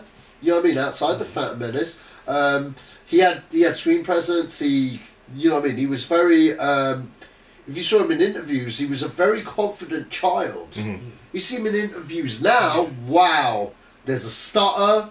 There's a mistrust to the interviewee, because you can tell he's like, "Are you fucking with me, or are you?" He couldn't take a joke. He can't take. He's too serious. He can't take a joke. You know what I mean? He's become that as a result of bullying in real life, trolling. There was a story that he got beaten the shit out of constantly as a kid, and look at him now. He was in an incident. He was in an incident, and it's a result of it. It all came to a plunge. He was drunk. Someone must have cracked a comment on him. I don't know the ins and outs, but he beat up his mother. He beat up his mother. The mother called the police because he beat her up. He blamed her for putting him in Star Wars and ruining his life, basically. Then he grabbed his car and he drove the car until he crashed into something, and now he's in jail. You know what I mean? And that's not, you know what I mean? That's the result of bullying. You know what I mean? And the Joffrey kid, same thing. But that kid's got his... Yeah, he's got his shit for him, that. A, he's in a different generation. B, he's older. Yeah, he's older than what Jake Lloyd was. So, you know what I mean? He can handle himself a lot better, but... The worst thing about this... Yeah. Sorry to cut you off. The worst thing about this is that, for me personally, a lot of the generation who absorbed the original Star Wars films, and I don't mean like, they were kids when they came out. I mean, who absorbed it during, the Christmas periods where you only had, BBC through to Channel 4. That was your channels. And every Christmas, every New Year's, we got Star Wars. We got the 3 films and they came on. And the people who truly loved them, a lot of them got bullied as kids. Because maybe, it's a thing. Nerds, geeks, whatever you want to call them, right? They weren't the best athletes. They weren't the most popular kids in school. So they enjoyed other pursuits, and a lot of them liked Star Wars. So the fact that people could turn around and bully someone in Star Wars because they didn't like the portrayal of this character, and I get it. Okay, yeah, you're talking about the greatest villain in the universe at the time, the greatest villain in cinema history at the time, and then it's the way he's portrayed in episode 1. Granted, alright, you didn't like it. So? Exactly, it's a film. It's supposed to be so. You didn't like it, okay. Cuss George Lucas, who's a grown man, who made the kid do all of those things. If I watch a film and I really don't like it, you know what? I'm going to openly say it. Triple X, not the biggest fan. Guess what? I'm not saying it's Vin Diesel's fault if I don't like that the character of Xander Cage is supposed to do a triple backflip and, be on skis in the jungle. Right? Who wrote the film? Who directed the film? Yeah. Right? It's like, if you have something negative to say, aim it at the correct person. And, because I'm like, a lot of these people who went out there and really ridiculed Jake Lloyd and went after Jake Lloyd bad, let's face it, chances are some of them will have kids. And if they're real Star Wars fans, it's a possibility that some may have kids who will not be athletically gifted, who will not be the most popular kid at school. And then if that kid gets bullied because of they wear a particular t-shirt, or because they get a particular grade in school, or whatever they're getting bullied for, you're going to turn around and bullying is wrong. Forgetting 10, maybe 15 years ago, you were there with your little keyboard cussing an 8, 9, 10-year-old kid because you didn't like his portrayal of a character.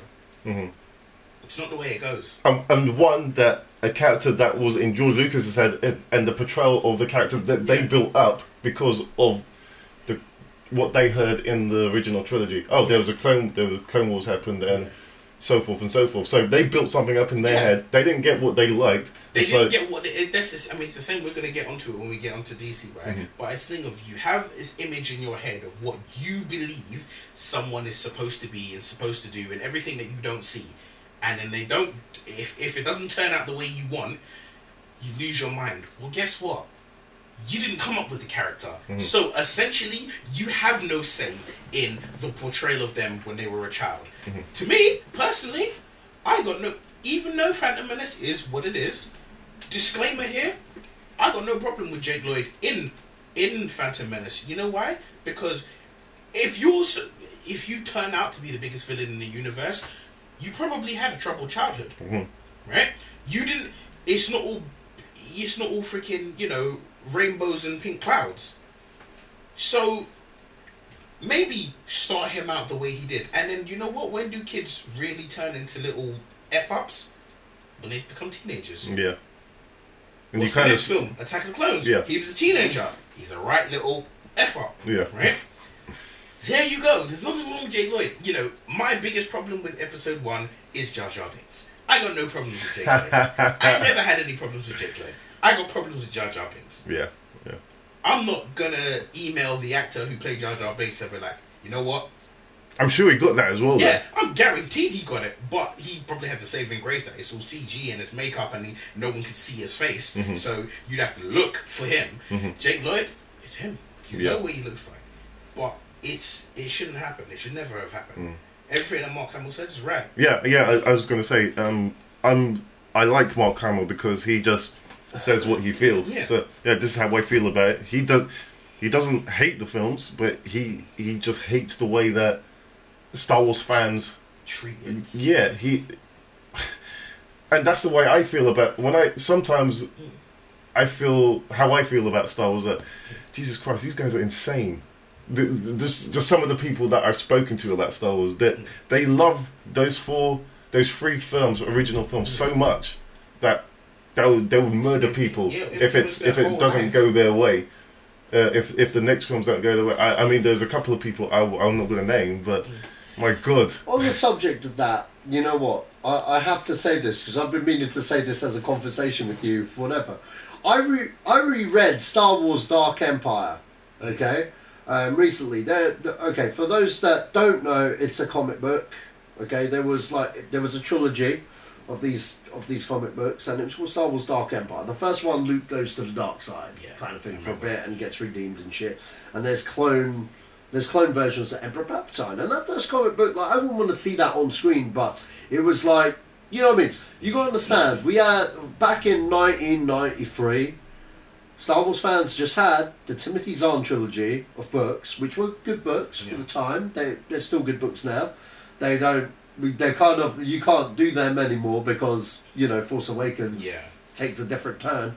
But the point I'm trying to make is, they had those 3 books and they had Dark Empire. You know what I mean? Before, you know, they just started making loads of these fucking games, novels and whatnot. So everyone kind of gravitates toward these novels. So let me break this down to you guys, okay? Dark Empire 2. Alright? Okay? Joe knows nothing about this, but I want to see his reaction. Okay, Dark Empire 2, basically, the Empire have a new super laser. Yeah? Destroys planets. Okay. Okay. I don't know whether you know this is a brand new idea, that these comic book writers wrote, okay? Okay? Just breaking it down. Laser. Right? Laser. It's portable, it's a laser, okay? Cool. Does it travel through space at all? So this is the most hilarious part. Okay. In the last Dark Empire, obviously Palpatine's dead, he's no more. Whatever. They killed all the clones, but guess what? One clone got away. Happened to be the wrinkliest one, the eldest one, or whatever. I swear he died, personally, because I reread the first one, I'm reading the second one, he's back. And then there's all these Sith Lords. Like, where the fuck did these guys come from? They've been on some mission, or whatever. Whatever. I'm like, who the fuck are these guys? Like, where did they come from? There's no explanation. Okay, you're going to have to... because we've got 2 more topics to go through. But, what was it? Palpatine, obviously, his body's deteriorating, so he wants to transcend somehow through the Force into Princess Leia's new child. Mm-hmm. How the fuck does that work? I don't know. I don't know. It sounds retarded. That's what it sounds like. It does, right? Yeah. Guys, you can have that Star Wars if you want. I mean, like, don't get me wrong. There's some great expanded. Do people want that? Apparently so. All I'm going to say is there's some great. I want the books. Look, there's some great Okay, expanded universe books. The Zahn trilogy, I'll give you because they are great novels. Kevin D. Anderson's Jedi fucking search shit that can go to hell. But you know what? Like I'm upsetting people here, but you got to understand there was a lot of bullshit fucking stories there. But your reaction there, that was perfect because they're not. I didn't really have one. Not everything in those novels were great. You know what I mean? But I mean, the point I'm trying to make is there are some people that take it way too seriously. Oh yeah. Way too seriously. Oh, yeah. They're like, oh my god, they erased Dark Empire too. So what? Good. No, you know what? I say it like this, very, very simple. It's okay to love something. It's okay for it to be in your heart because you know, maybe you grew up with it, or maybe you saw it, or you were introduced, or you embraced it at a time that you needed to embrace it. You know, maybe you lost a loved one, maybe you were going through a really hard time. Whatever it is, whatever it was about Star Wars that got you loving it, or whatever it is, whether it's Marvel, Star Wars, Harry Potter, you know, Aliens, Tarantino films, doesn't matter what it is. Whatever got you into it and whatever made you love it, granted.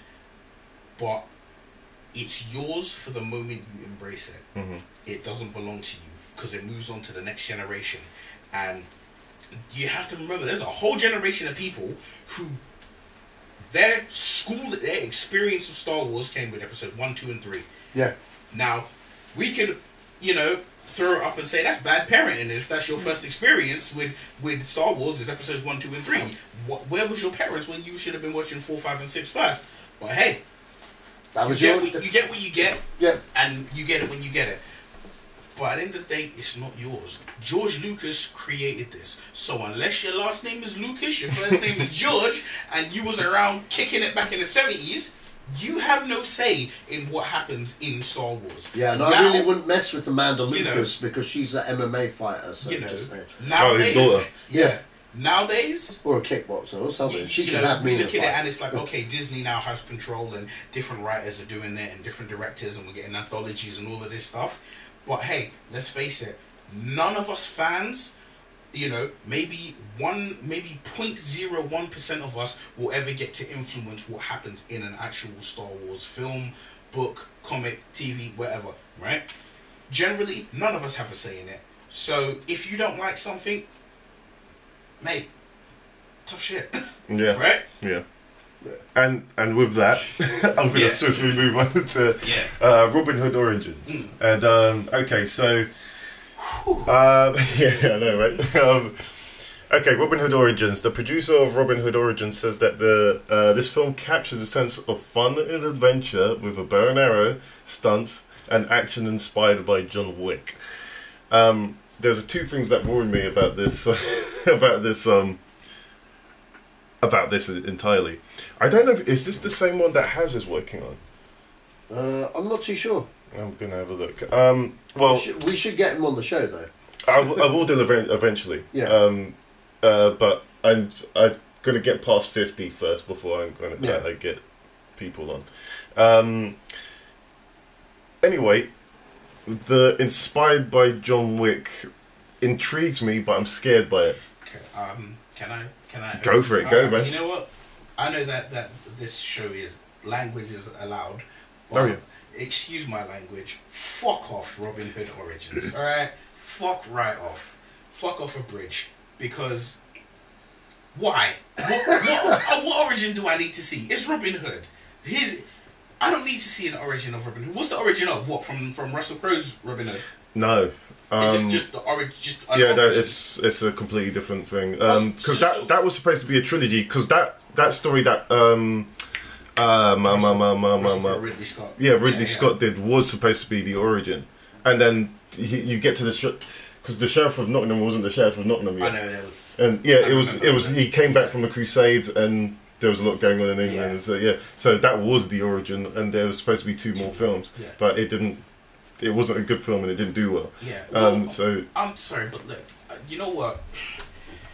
I personally love origins. I love origin stories, right? I love it. You know, give me the boom. Here's the film, and it's the origin. It's how they became who they are. I do genuinely like, because I prefer to be, you know, you get emotionally invested in a character if you see where they come from, right? It takes a lot to not know someone's backstory and then just become emotionally invested in them. Yeah, I said it takes a lot, but even John Wick, we know his backstory. Yeah. We know his backstory, right? But the reason I had to use that language and I had to throw it out there is because, right, you don't compare a guy who's going to be using bow and arrows to John Wick, right? John Wick is John Wick. Now, considering back in Robin Hood's times, MMA, judo, jiu-jitsu, you know, things like karate. Considering all of these things weren't around, or not that they weren't around, but they weren't available to people in Nottingham. Nottingham, yeah. Sorry, but no. What do you mean it's inspired by John Wick? What? Are you telling me the sheriff of Nottingham's going to kill his dog and then he's going to pull out 2 crossbows and then, you know, walk into the castle and just be like, Sir Robin, are you working? I'm afraid so, Little John. And then get it on. No, sorry, that's stupidity right there, right? Well, yeah, that's one of the things that worried me about that sentence. From a producer standpoint, he's probably just airballing. It's like, hey, people like John Wick, so I'm going to throw it out there. Yeah, and so that's what I mean. I hope that's the case. Yeah. But one, the Robin Hood story to me is. I'm not generally interested in origin Robin Hood. He is Robin Hood. So any which way you put it, whether it's he was the soldier who came back from the Crusades, which from what I gather, the last 2 proper serious Robin Hood films, being the Kevin Costner one and the Russell Crowe one, are both that. He was at war during the Crusades, he came back to England, found out everything had gone to hell, and was like, okay, I need to do something about this. And then it just he kind of just stumbled into being Robin Hood, as in robbing from the rich, giving to the poor. You know, that's that. Don't ruin a bad thing. Don't ruin a good thing by trying to. You can't. Robin Hood isn't a character that needs justification of an origin. Yeah. Right? Unless you're gonna say that he's a right prat and a right idiot and a prick to start with, and then he gradually became a good guy. But even then, I mean, in origin. So how old was he? And again, Robin Hood was supposed to be in the Crusades, so his origins need to be in the Crusades. If he's in Nottingham in his origins, I will leave the film. I would walk out. If they say, you know, he's in Nottingham and he's just like, oh, you know, I'm against the sheriff is bad and the king is bad and this is bad and I'm gonna, you know what, I'm gonna do something about it. I'm gonna, you know, steal from the rich and give to the poor. I will just hopefully say, you know what? I hope there's some. You know what? I hope Biff Tannen steals the DeLorean again, and he's just there with the cane. Hello, anybody home? Because well, Sach, any insight? I don't really care, to be quite honest. It's just another fucking Robin Hood movie. I mean, like, look, it's like on that rationale. Then I can't look. That's like I remember thinking Batman Begins was a stupid title. Like, what's it beginning? You know what I mean? Like, does the parents get shot and it's a whole movie about him grieving and then become a Batman? But you know what? That movie was fucking dope. In my honest opinion. Yeah. In my honest opinion, out of all the Batman films ever made. Sorry, Dark Knight fans, I do love that movie as well. But Batman Begins is my best and favourite Batman movie on screen ever made. Okay? I love it. What about Robin Hood then? But back on Robin Hood. It's just a title. They're just probably just doing a new version of Robin Hood. They've just called it Origins just to make it seem like a bit more marketable. Like, look, we're going back to the beginning, which is basically the same shit we've seen before about a million times, but with a new spin on it. And am I going to blame them for doing that? No, because at the moment, currently, when I think of a new Robin Hood, the first thing I'm going to think of is that fucking shit Ridley Scott Russell Crowe movie. And the thing is, that film isn't that bad. It's just executed poorly. It's bad, man. I didn't. No, it's not bad at all. Fair enough. It's a Robin, but I think that's more to do with the character. Yeah. Because I'm not really interested in Robin Hood. I think I would have been more interested had Fox not decide. And this isn't a swipe at Ridley at all. He does make bad films. Yeah, he does. But he signed on that particular project, years before, so he had to finish it out. But he signed on it when it was called Nottingham. Yeah. Because the original script was literally supposed to be the Sheriff of Nottingham's perspective of the Robin Hood thing. And that would have been a great movie because we've never seen that before. That's an interesting take. And Russell Crowe signed on to play the Sheriff of Nottingham. That's why when I heard like he'd be Robin Hood, it just didn't fit with me because I could totally see him being the Sheriff from Nottingham, not Robin Hood. I always pictured Robin Hood was like an Errol Flynn kind of slender looking guy, you know what I mean? Russell's like way too muscly. It's the you know same what I mean? it's the same as Prince of Thieves, right? Yeah. What do you take from Prince of Thieves? Do you take Kevin Costner as Robin Hood? Yeah. Or do you take Alan Rickman as the sheriff? Yeah. And I'm like, Alan Rickman. And it was like, and cancel Christmas. Go on! But I mean, you know, it's just another take. I'll be interested, and I get the title there. In terms of them talking about the sense of fun of an adventure. Yeah, I get that because we need that from a Robin Hood film because the last one was very, very serious. It was more of a historical Wasn't that serious? More of a historical epic kind of take on it, and it was the Gladiator of Robin Hood. Yeah. And these guys just want to make an action adventure movie out of it. If it's stunts and action inspired by John Wick, they're doing something a little bit different in the action scenes for a little bit of medieval flair there. I'm down with this. It's a different take. I can't really judge this news until I see something of it and know more about it. But, you know, they're bigging up the film. Yeah, standard kind of fair, really. Okay, on to the next story, and that is Sony. Sony is made quite a loss, over $1 billion.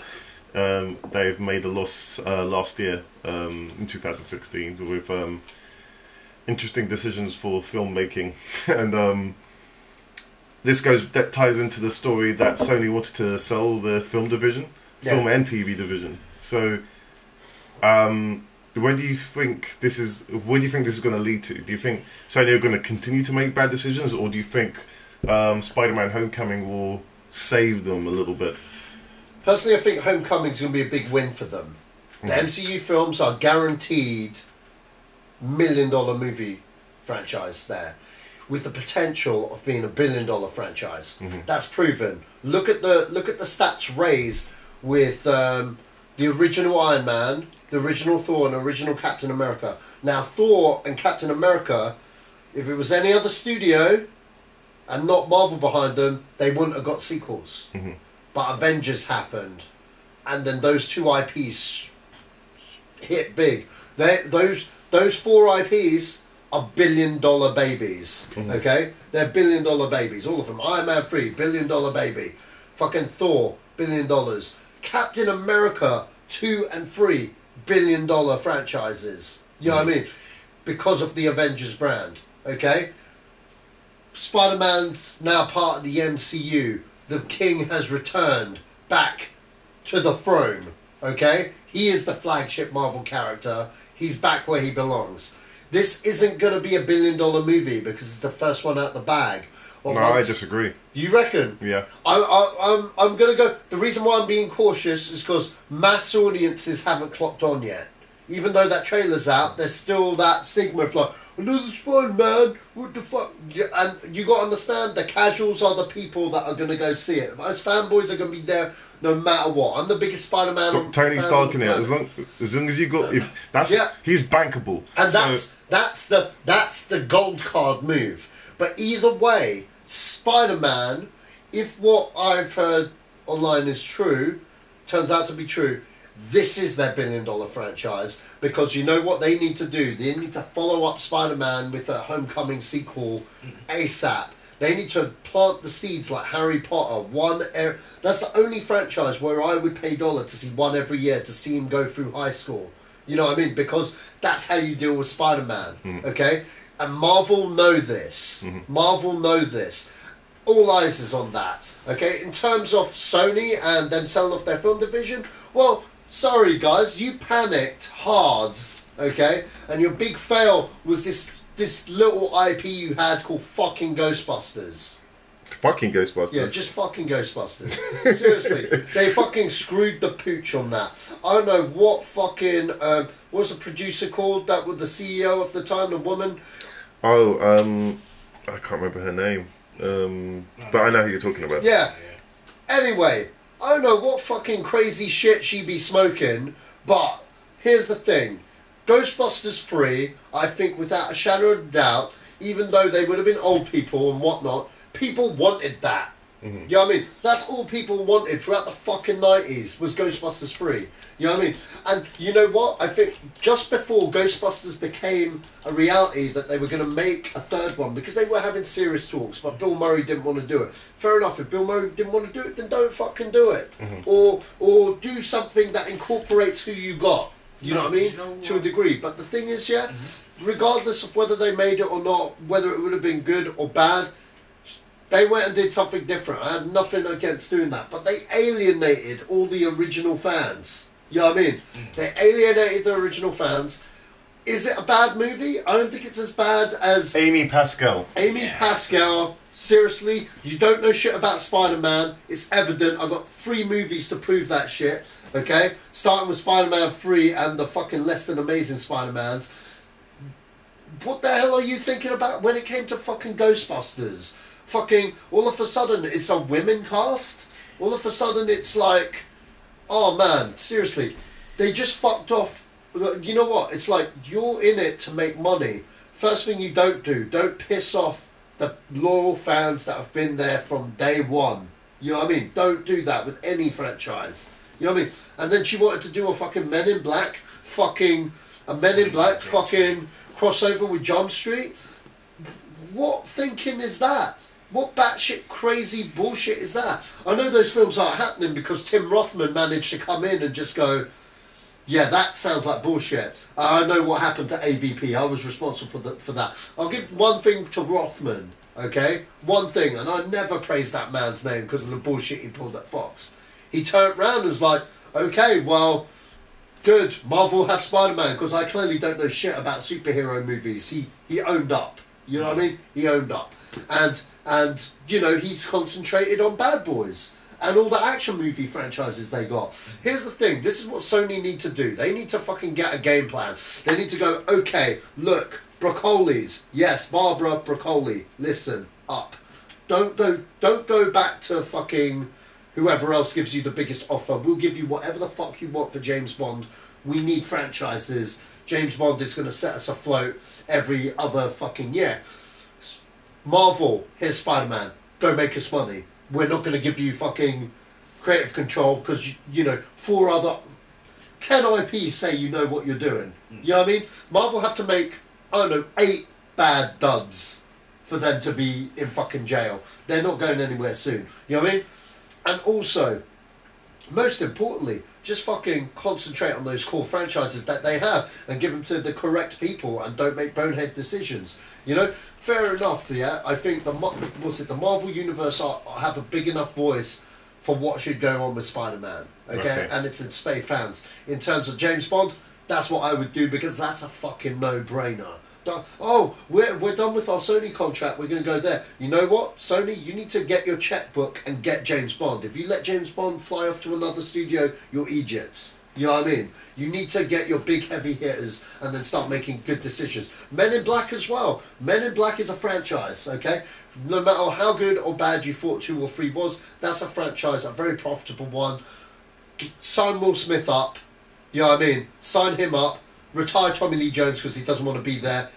It's time that they have a change of partner anyway. Yeah. You know what I mean? Neil. And just fucking hammer shit out. But cool. You know what I mean? If they want to sell the brand, fine. You know what I mean? They're doing a shit job as it is anyway. Neil, what do you think about this matter? I think honestly, Sony. I mean, I don't think you should like sell their whole division, but they need to offload what you don't need. Clearly, you know, as they say, when you get taught to do things like if you're taught creative writing, one of the first things they tell you is the first draft, put everything in it, and then what you do is you use every draft after that to trim away everything you don't need, so that you have a core of greatness, and you've cut away all the crap you don't need. Mm-hmm. You know, it's funny that I said the word crap because Sony are going to do an emoji movie. Yeah. And the poster in front of me is crap, is the shit emoji. And they're like, oh, it's voiced by Patrick Stewart. I don't care. You're making a movie about emojis. Emojis, right? You openly chose. I'm sorry, if I'm a non-violent person, but if I was sitting in the room and they said out loud, we want to make a movie about emojis, I would have hit that person in the back of the head with a chair. All I'd have said is WW, and you. Oh my God! What a chair shot! Yeah, I'd have channeled my inner Jim Ross. Right? That's another example of that. I mean, Ghostbusters. Okay, Ghostbusters. I get what they wanted to do because it's not the only film that has, like, we're rebooting it or we're doing a kind of semi-sequel where it's going to be, it was all men, so now it's going to be all women. Mm-hmm. I mean, I saw the first image from Ocean's 8, right? And it's all women. But here's the thing. If you're going to take something that is all men, Ghostbusters was all men, and then you're going to make an all-female version, first thing is keep it in the universe. Well, you keep it in the universe, but to be honest with you, if you're gonna make it that it's all females, guess what? You need to market that film to females, right? Don't try and half market the film to the original fans who aren't gonna want to see it because it's nothing to what they got to, right? And this is nothing. This is not people being sexist or the lack of gender equality or anything. It's just pure and plain and simple. Yeah.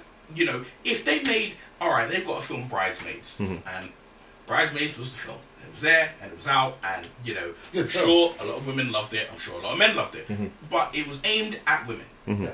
If they made a film called Groomsmen, right, I know obviously, yes, we have The Hangover and whatnot, but if they made a film called Groomsmen, that film is marketed at men, because it's grooms men. Now, if you can't make a film, you can't make we're gonna reboot Bridesmaids as groomsmen and then we're gonna market it to females. Why?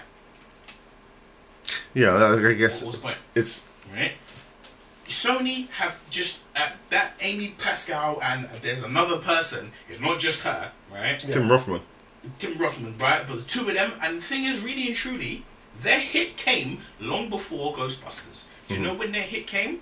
When they got hacked, when they did the interview, and then they got hacked, and then all the hidden shit that come out about how they are and how they behave, and Rothman was after Pascal, right? Yeah. It was all the stuff that happened with that hack when all those emails flooded out and the world got to read how they really behave, what they really think. And then it was seeing things like the way that they treated Ivan Reitman. Yeah, the way that they behaved and treated him. Because, I mean, I have the original Ghostbusters 1 and 2. I have them on Blu-ray. And if there's special features. On special features, they say it's him and Dan Aykroyd. And they're talking about how they wanted to do Ghostbusters 3. The video game on the PlayStation 3 of Ghostbusters is basically them saying, alright, we know we're not going to get Ghostbusters 3 out. So what we're going to do is we're going to take aspects of Ghostbusters 3 and we're going to shove it into this video game. And the storyline of the game is one of the best to come out on the PlayStation 3. Could you imagine if that was the movie? That gen console. And it's a simple fact of it's terrible. To me, Ghostbusters was awful. Not because it's an all-female cast. It's an awful film because it's an awful film. It was poorly executed. They like the rules that they set out for the machinery that they used. Yeah. Magically, completely change in the last, like the final battle of the film. You know, it went from these guns, these proton packs. All they do is hold a ghost, and then you shove it into a trap. To magically, at the end of the film, it's blowing ghosts up, and it's like it turns into a shooting gallery. And I'm like, how is this possible? Now you've got ghosts, you've got grenades for ghosts. Stupidity. And there's parts of the film that were cut out. Yeah, I heard about that. Like the whole musical number, the whole dancing thing that was cut out. Mate, you didn't screw the pooch, right? You fucking gang raped it. It was ridiculous, right? And Sony has been falling and falling and falling. They don't need to sell. They just need to get, trim off the fat. You know what? Make your film division a lot smaller. Keep the core things, exactly like I said. Keep the core things you need. So you've got Spider-Man, keep him. You've got Men in Black. Roll it on forward. Every couple of years you make a Men in Black film, and then you know what you do is you make it a new generation. So guess what? Agent K. You're only Agent K as long as you're Agent K. So you get rid of Agent K, and now you've got a new Agent K who's younger. And then maybe you whittle it down and you work it down, and then maybe 10 years down the line, you have a film where they've got to go and find the Will Smith Agent K because he's retired and they need to get him back. And what they did with Men in Black 2, bring his memories back, and it's like, okay, this is right. Because the end of Men in Black 1, when he's like, I wasn't training a partner, I was training a replacement. Yeah, that gives you your franchise. That last sentence is your franchise. Exactly. Because now you can have your new guy and you can keep it rolling and rolling and rolling until this new guy doesn't want to do it anymore. Maybe he gets killed. Maybe he doesn't get killed, and maybe he just has to retire. So now you've got a new one. There's your franchise. You're not locked to keeping the same stars. All you need to do is make sure you have a good story each time. But when when you get to the point of you've got the Emoji Movie coming out, obviously your studio is in trouble. Yeah. That's total typical Hollywood there, where one studio has a slam dunk with the Lego Movie because that's exactly what it is, and then these guys are like, hey, we have an animation division, emojis, we're going to make emojis. It's like you know what annoys me about animation companies sometimes that aren't Pixar. Pixar are Pixar for a reason. They make decent movies. You know what I mean? Sony Animation, like, they haven't made anything great. I don't even know what they've made. They really haven't made anything great. If you've got an animation company, you should be like looking at like little books to adapt, like how the Train Your Dragon people at DreamWorks have done with Shrek and that. Just seriously, no one wants to see the Emoji Movie. Okay, I've got to move on now because we're coming up to the 2-hour mark and we still have not come up to talking about this. Okay, so the main story is Ben Affleck is not directing the Batman film anymore, or is it called The Batman? No Batman. Yeah, so he's not directing that anymore. Due to, I don't know what's going on with DC, but this is the conversation in hand. Okay, so I'm gonna go through my insights on this a little bit, and then I'll let you guys run the ship. Okay, so when I heard that he wasn't directing that, I thought, oh, well, that's really deflated my erection for the Batman. And then I heard all this stuff going on with the Flash, and then Aquaman I'm not particularly interested in, and then this Cyborg film that they're trying to push in my face. Cyborg is the stupidest character. I'm not even going to finish that sentence. Okay, and I never thought I'd ever say this, but I'm interested in Wonder Woman, and so are Warner Brothers now. Because, oh crap! Well, I don't think they're saying oh crap. It's, to me, they put a lot on Wonder Woman's shoulders in terms of carrying on that. Look, like Batman vs Superman or not, or even Man of Steel, they're not perfect films. It's had mixed responses, and so they need to refresh now and say, hey, look, we've got our house in order. These are the films that are coming up, but there's so much happening with these films: changing of directors, changing of scripts, changing of slates. Yes, and Cyborg. Come on, man. I might as well be in the film. It's, to me, I'm looking forward to Wonder Woman. I know a lot of DC fans aren't, but I find that quite amazing that DC fans aren't looking forward to Wonder Woman, purely because I didn't even think Gal Gadot would be right for that, but after seeing her in Batman vs Superman, I really like her.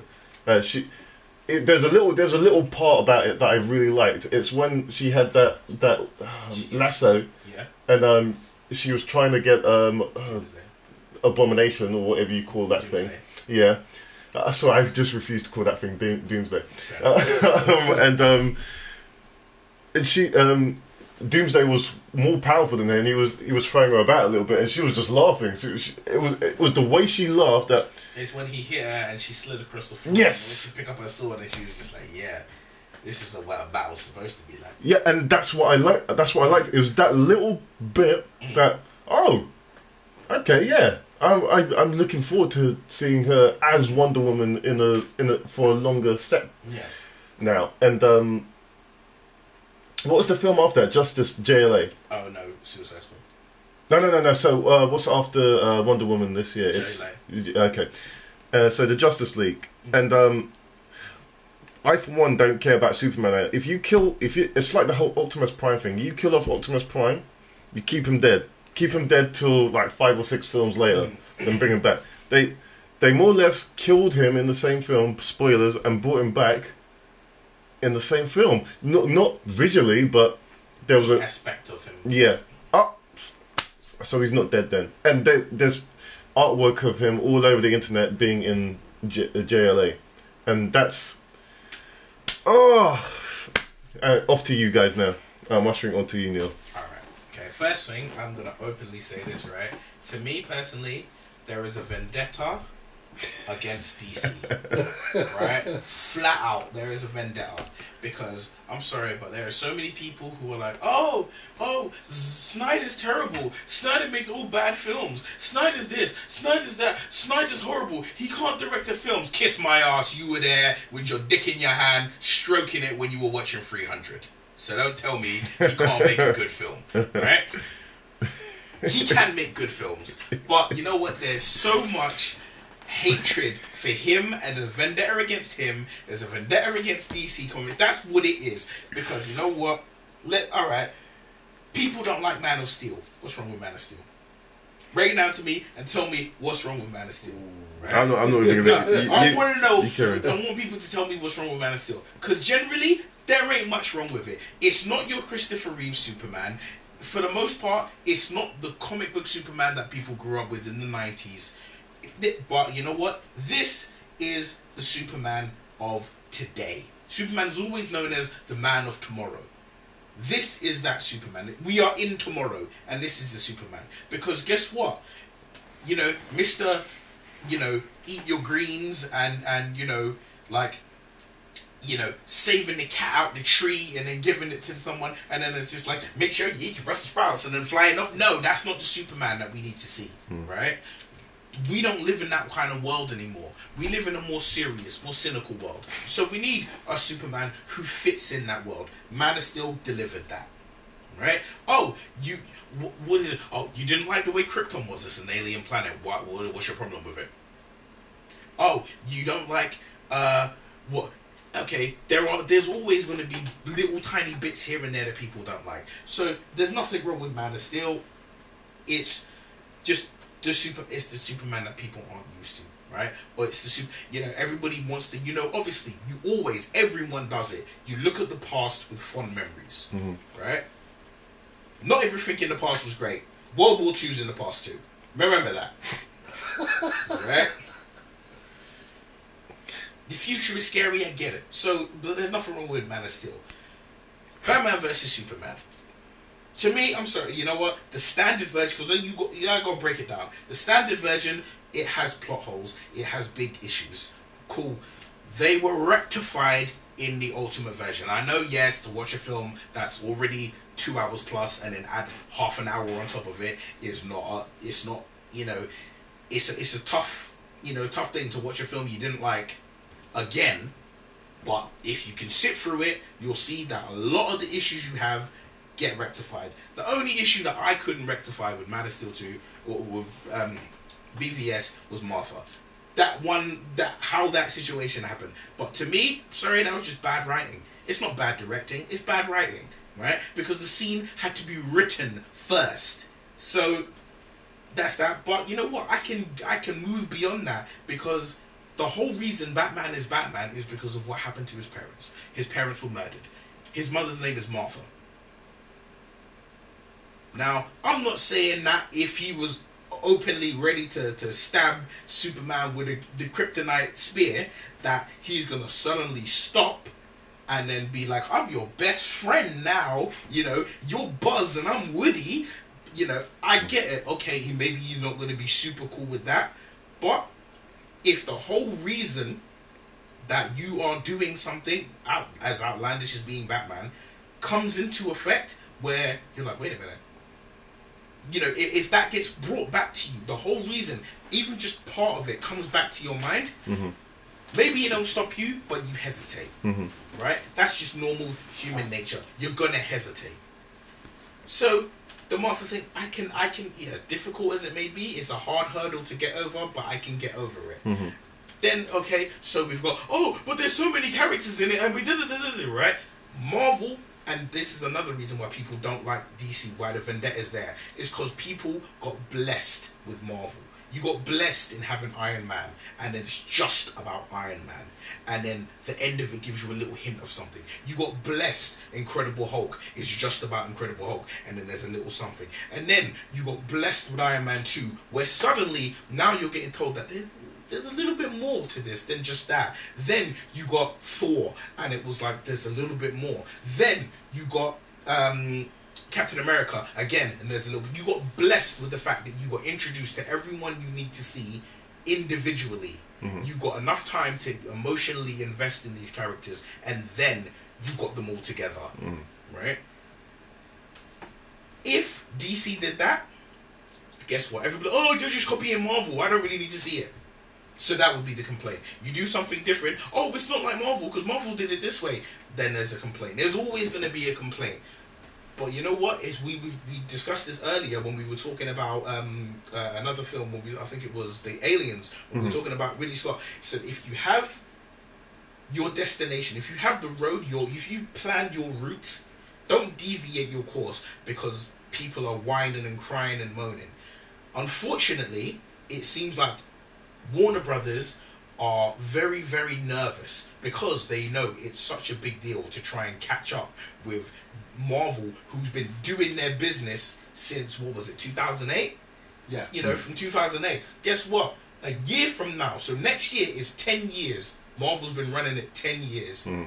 DC's in year 2, year 3. So it's just, they're playing catch up.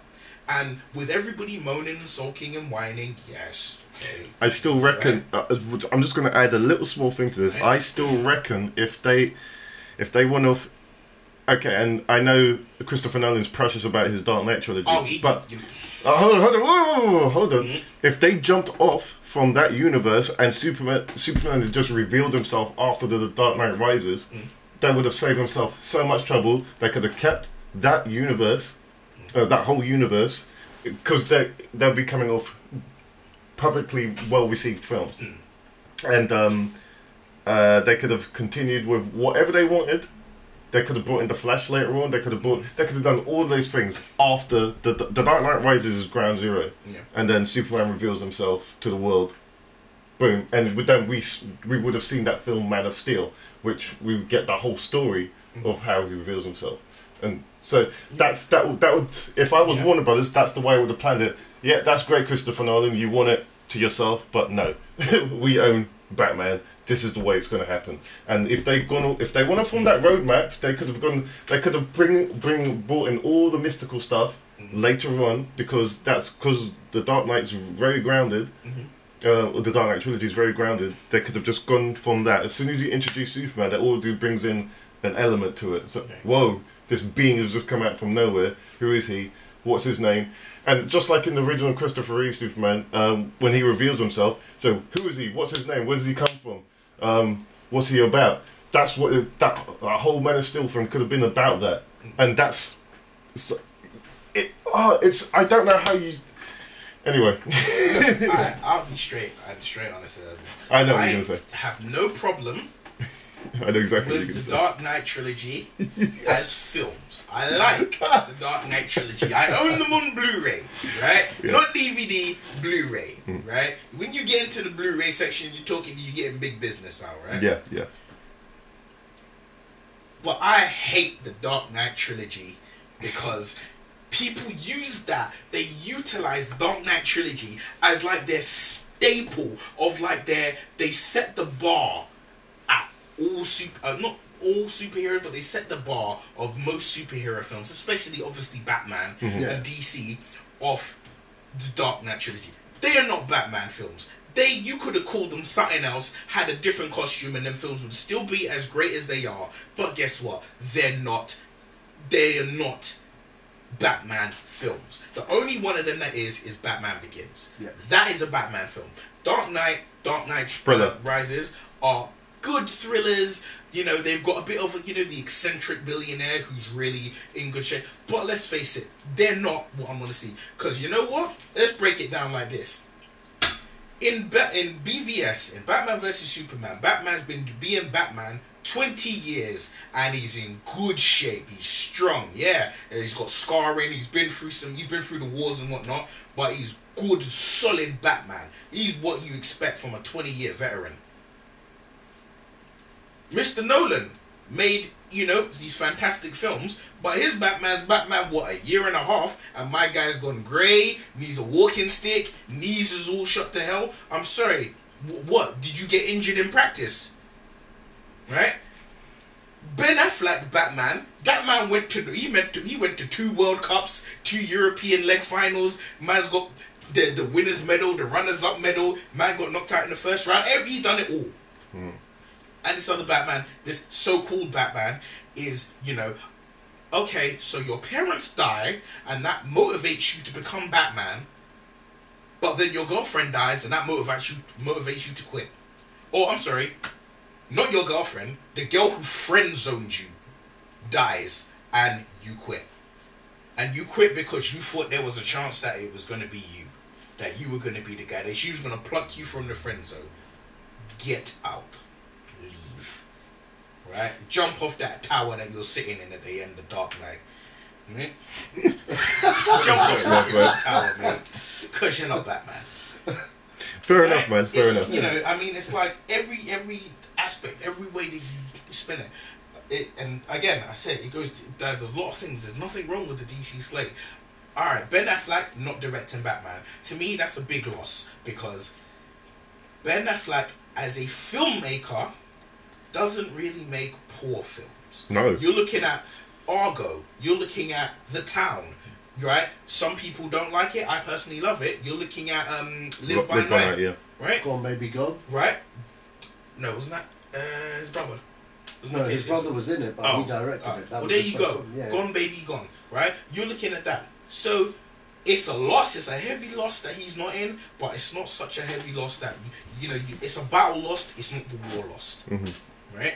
He's still in it as an actor. He's still co-writing it. And let us not forget, ladies and gentlemen, that most people heard the name Ben Affleck because he won the Academy Award for writing. So, let's put it there. He knows what he's doing with a pen and paper. Right?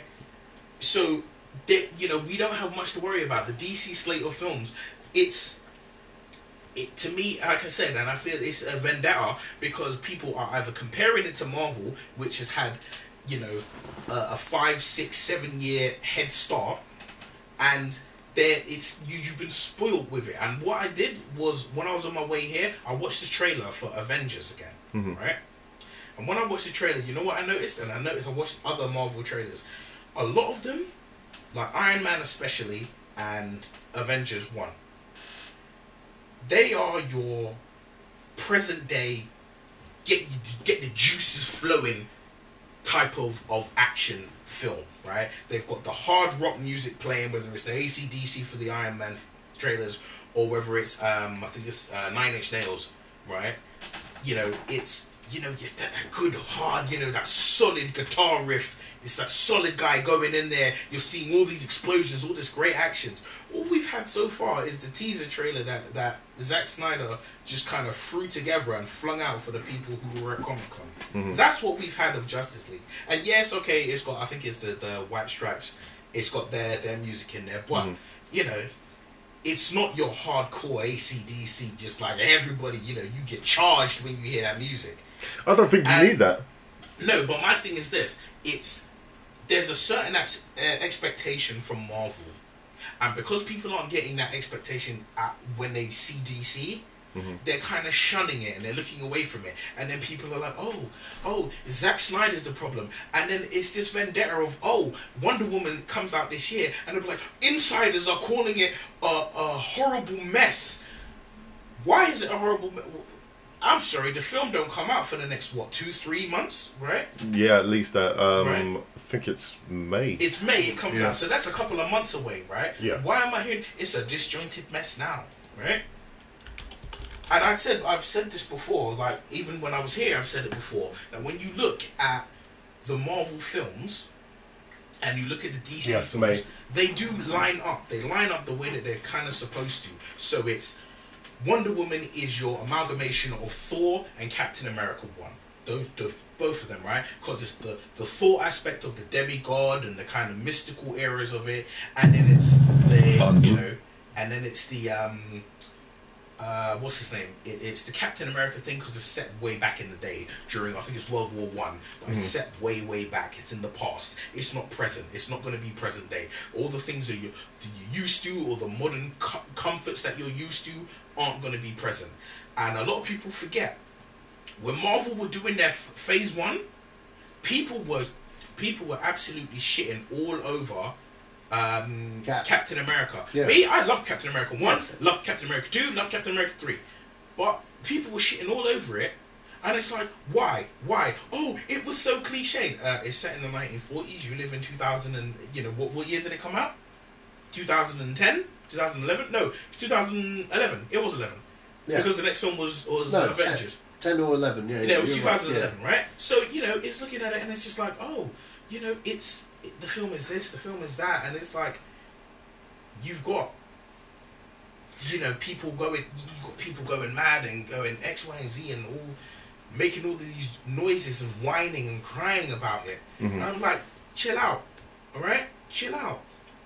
Thor was not going to be no grand... If Thor was the very first Avengers film that we saw, it would not have worked. Oh, yeah. If Thor was... because what's this? This is film 3. Wonder Woman is film 3 in the slate of DC films, right? No, it's film 4. Sorry, my apologies. It's film 4. So we've had... Man of Steel. We've had Man of Steel, Batman vs Superman, Suicide Squad, and then now we've got Wonder Woman, right? Essentially, that's pretty much the running order for how we got to Avengers, which was Iron Man 1, Hulk, Iron Man 2, and Thor. Thor was film 4. Right? So we are essentially kind of to a degree in a similar running theme. But at the end of the day, it's like, give a film a chance. You're tearing this film down. They're tearing Wonder Woman and Justice League. They're tearing these films down because they can. What? Because it doesn't look like Marvel films? Okay, so what? I'm sorry. Can we not all rejoice at the fact that we've got a standalone super heroine movie? Yeah, and that's what I think like that, right? as well. Another film that we talk about it, right? In the current slate of DC films, and people are going nuts about it. Okay, Suicide Squad. people want to go mad about Suicide Squad. Oh, it wasn't that great. It wasn't that. No. It's not that it wasn't great. It's that you were upset that the film made you believe that it was going to be all about Joker and Harley and this great emo relationship, which isn't what it is in the comic books. And then, boom, the film came out, and well, you know what? Joker's not actually in it that much, and Harley's in it, but it's not Joker and Harley. It's actually there's other people. And again, it was a thing of you didn't get the time to get emotionally invested in any of the characters. The only one you really got emotionally invested, the only two who gave you like, okay, here's a backstory to these guys, was Deadshot and Harley.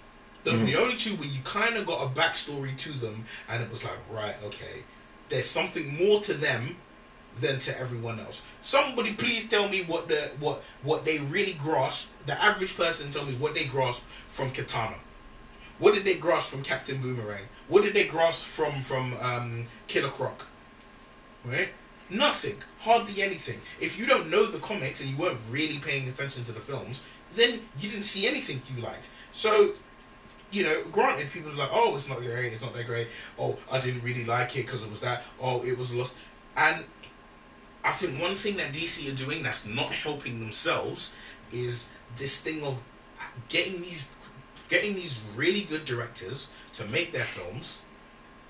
They make the film and then they're like, okay, but you need to trim half an hour out here, or you need to trim 15 minutes out here.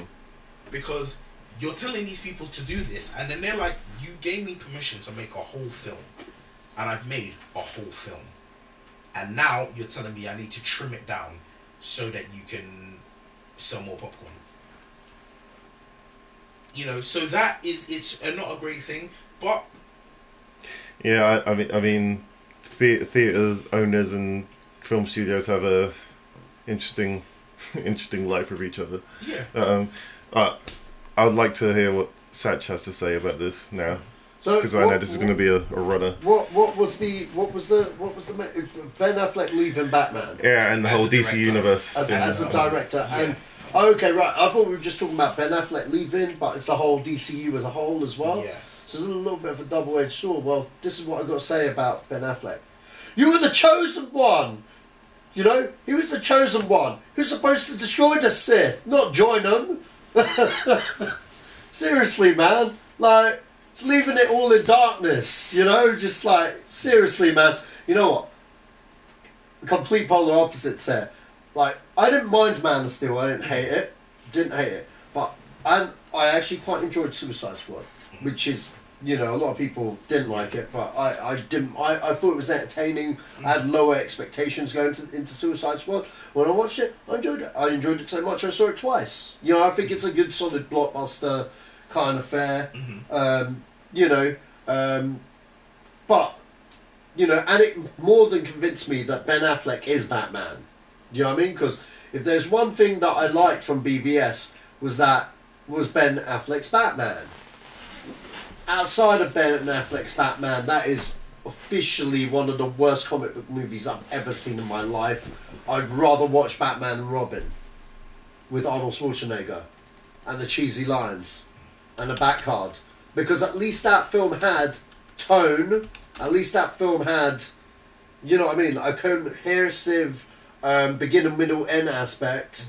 But I'm not here to talk about Batman and Robin and BVS.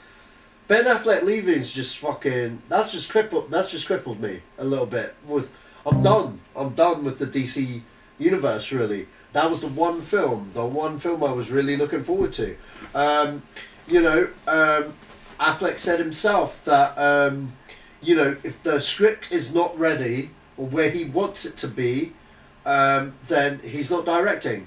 His first job as director for that film, he got fucking Jeff Jones from the comic book. Something DC has ever said when anyone at DC when asked, why don't you get comic book writers writing your fucking DC movies? They're like, they've got the mentality that, oh, well, they're just a comic book writer. No, motherfucker. That guy knows how a Batman film should be. I mean, he knows what Batman should be. So he was co-writing it with that guy, okay? And you know what? I reckon they came up with gold there. But when presented to the studios and the cooks with the hands in the kitchen there, they wanted to change stuff, and the reason why I'm kind of evident by that is because Chris Terrio has already got like a draft of the script fucking ready.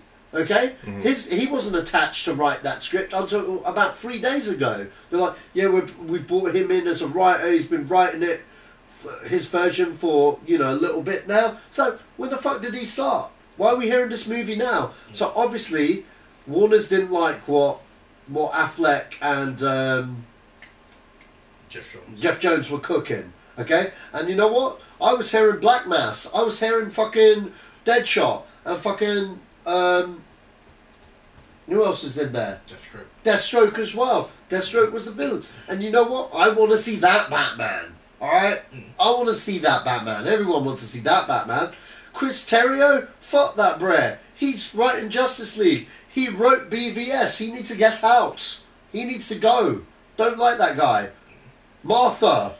Jesse Eisenberg, that guy. Oh, I forgot about Jesse Eisenberg. Oh my god. Yeah, this guy.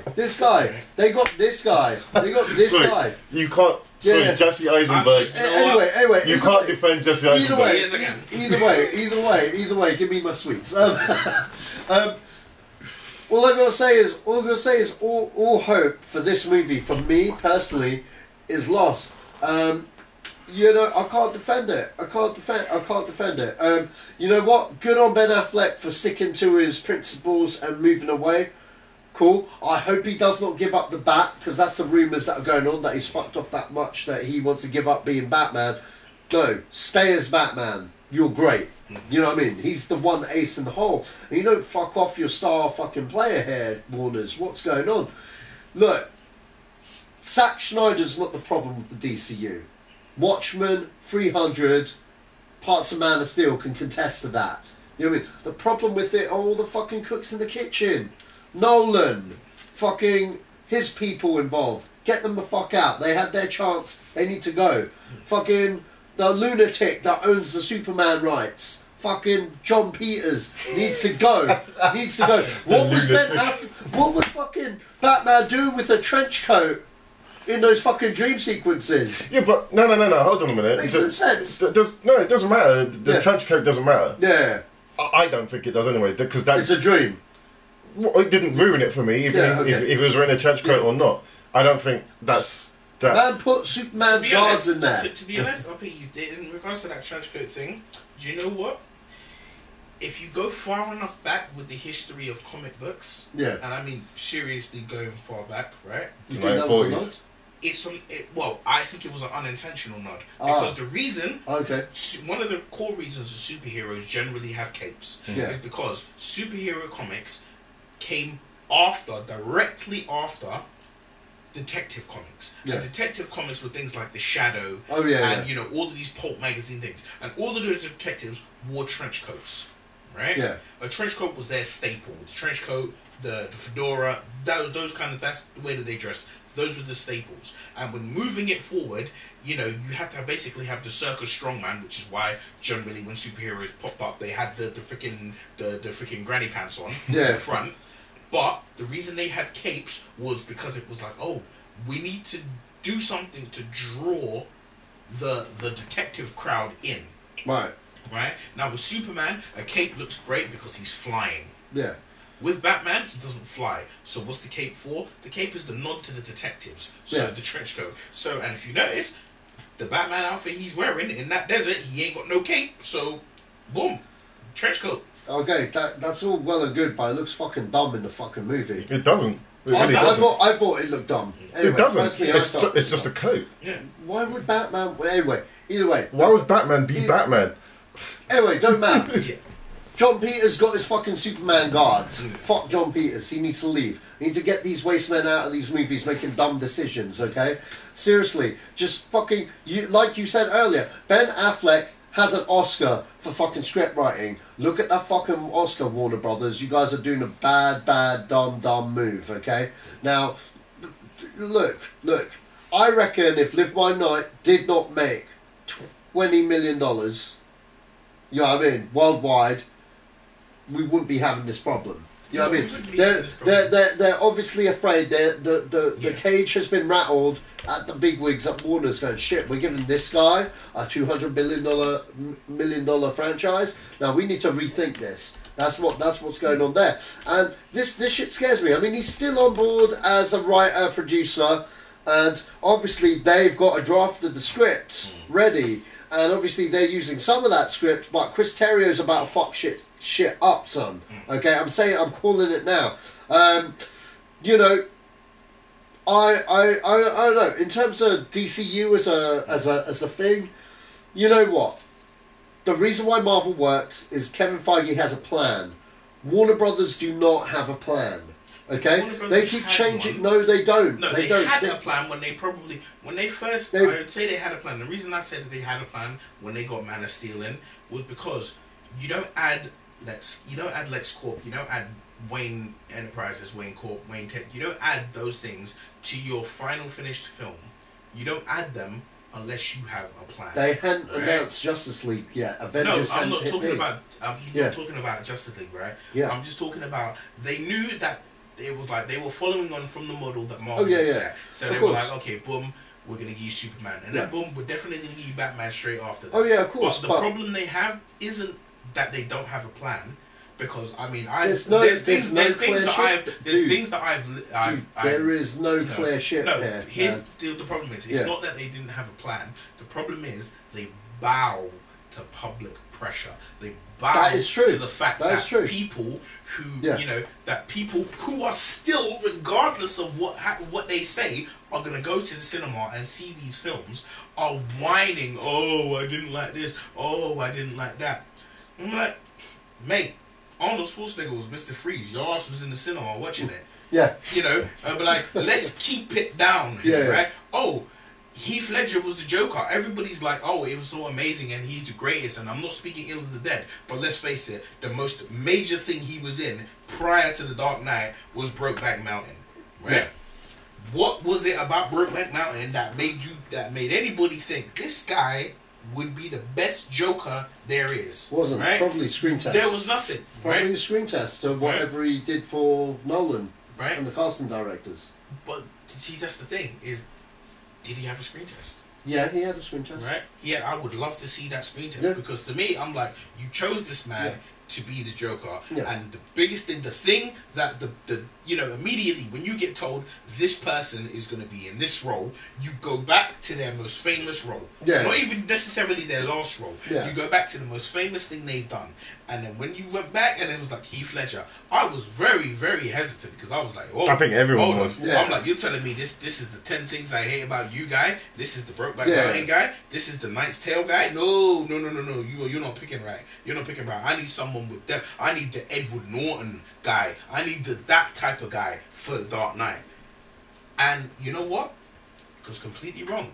But at the same time, you had to give it a chance. Yeah. People, it's the same thing we were saying when we were talking about Transformers, when we were talking about so many other things that we've, even on this particular podcast that we've spoken about, which is people are going into seeing these films, and they're going to even see the trailers of these films with the pitchforks sharpened already at the ready, and then waiting to pick out the one thing that they don't like or the two things that they don't like, and they're labeling a whole film terrible because they don't like this particular thing. Oh, what? Ben Affleck's Batman? I still have people who tell me, oh, Ben Affleck, he's so terrible as Batman, and I'll be like, mate, you might want to stop talking because you really don't know what you're talking about right now. Because let's face it, he was the best thing in the film. Oh yeah. Point one. Point two, I'm like, the thing that they draw back to is Daredevil. And I'm like, firstly, Daredevil is not the worst film. It really is not the worst film. Secondly, you could take, if you took out two scenes, I've said it before, you take out two scenes from that film, and it's not a masterpiece, but you take out two scenes from that film, and suddenly it goes from being, oh my gosh, what a travesty, to being like, wow, you know what, it wasn't great, but it wasn't that bad. You know, it's mid-range. It goes from being so hated to being mid-range, right? So take Spider-Man 3. Everybody hates Spider-Man 3. Take out the dancing in the street. Take that right out of the film, and then suddenly it's mid-range. it's not as terrible as people make it out. Yes, people are going to be moaning about Venom and Sandman and Goblin Jr. and all of that, right? But let's face it, you take out, you know, if you can remove the worst of a film, if you can only remove a scene or 2 scenes, 3 scenes at the most from a film, and then suddenly it goes from being terrible to being mid-range, mate, you didn't make a bad film. You made a poor choice in one scene. Right? And all it is that people are taking these things and they're going, oh my gosh, it's going to be so terrible. Why? Because it's Batman vs Superman, and it came out in the same year, and it came out alongside, you know, Civil War. And I'm like, alright, but let's face it, you had 3 Iron Men and 2 Captain America films, as well as 2 Avengers. Yeah. Before you got Civil War. So you are absolutely 110% emotionally invested in those characters, everything they do, the mindset, everything about them. You got Man of Steel and a trailer. Then you got Batman vs Superman. And then now suddenly it's like, oh my gosh, oh it's so terrible, oh it's this, oh it's that, Martha, oh I didn't like Lex Luthor, oh, and I'm like, okay. Did you like every single solitary thing about Civil War, about Iron Man, about Iron Man 3, right? I'm sorry, because you know what? As much as I love Marvel, I would have flung a javelin, right? Straight up and down. I'd have been on the rooftop, aiming precisely when they're telling me that the Mandarin is Guy Pearce. The quintessential villain of Iron Man, and you did that to him. You basically pulled out your cock and nut on his head. Did you watch Return of the King? Yeah, I saw Return of the King. You were like, Return of the King was done solely because of fan pressure. Yeah. But I mean, we've got to wrap this up. Yeah, I mean, like, who would you pick to direct the Batman, guys? Matt Reeves. What? If it couldn't, well, if Matt Reeves. Yeah, Matt Reeves. Absolutely, he did the. That's a good choice. Yeah. I got a top 10. Right. If not a top 10, we haven't got time for that, man. No, but you know we're what? nearly 3 hours. We're about to hit 3 hours. I don't want this to go. It's a good debate. Cool. Yeah. That's why I've left you to it. But you can't go on forever. I think I messaged you. I think I messaged you and said who my picks were. I think it's Anton Fuqua, the guy. Anton Fuqua. Yeah. Him, no problems. He could definitely do it because Batman. I'm sorry. I know everybody wants the happy-go-lucky and lovely and bright lights of Marvel, but it's DC. It's supposed to be a bit darker. It's supposed to be a bit edgier. That's why Man of Steel was as serious as it was. That's why BVS was as serious as it was for the most of it, right? Yeah. It's because it's supposed to be darker. Marvel's giving you the light, you need the darkness, you need the balance, the yin and the yang. So give you Anton Fuqua. And I can't remember his name. I think it's something Abraham, but the guy who directed JJ? No, he's directed a couple episodes of Daredevil, the TV show. Oh, okay, yeah. Right? I can't remember his name at this minute in time. It's killing me. I can't think of like maybe Philip Abraham or something like that. Okay. Right? He's like but Daredevil, the guy who's done a couple episodes of that, he's done the most amount of episodes, come to think of it. Yeah. Right?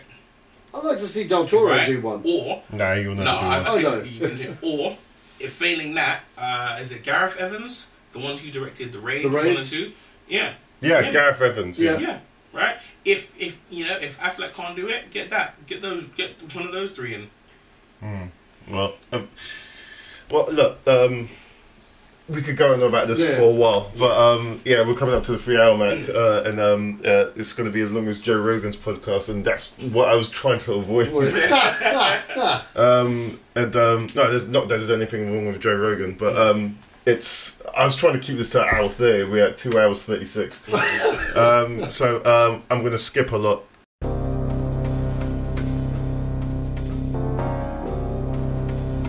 Okay, so the film's opening in the UK this week. We've got 20th Century Women, we've got Billy Lynn's long half-time walk, the Lego Batman movie, and 50 Shades Darker, and Fences.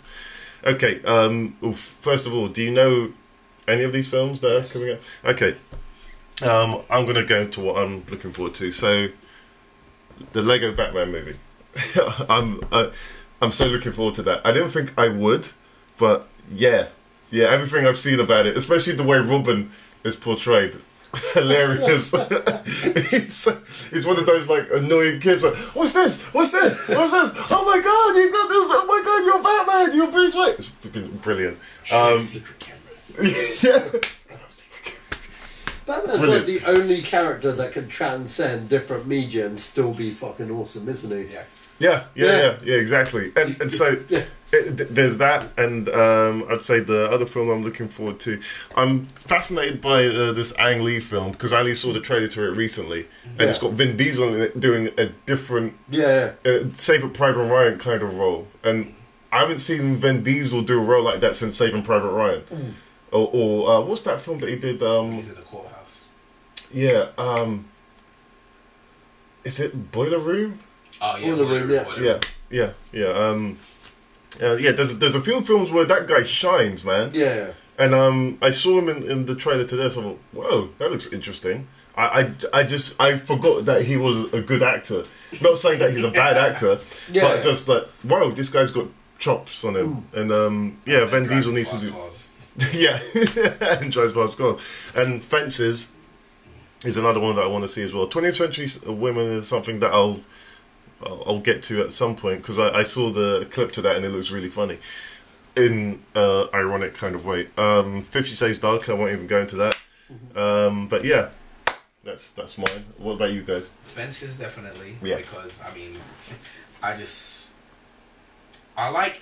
I like the, the cast. I like Denzel Washington. I like Viola Davis, but when it comes to Denzel, I like my Denzel in waves. So I like when I say waves, I don't mean like people say I like him in doses. No, I like him in waves. Yeah. I like it where you get the big wave where you've got the blockbuster, so the Equalizer, and the Magnificent, and then you get low and you get films like Fences, Man on Fire, okay. Man on Fire, and you get those low, the films that are.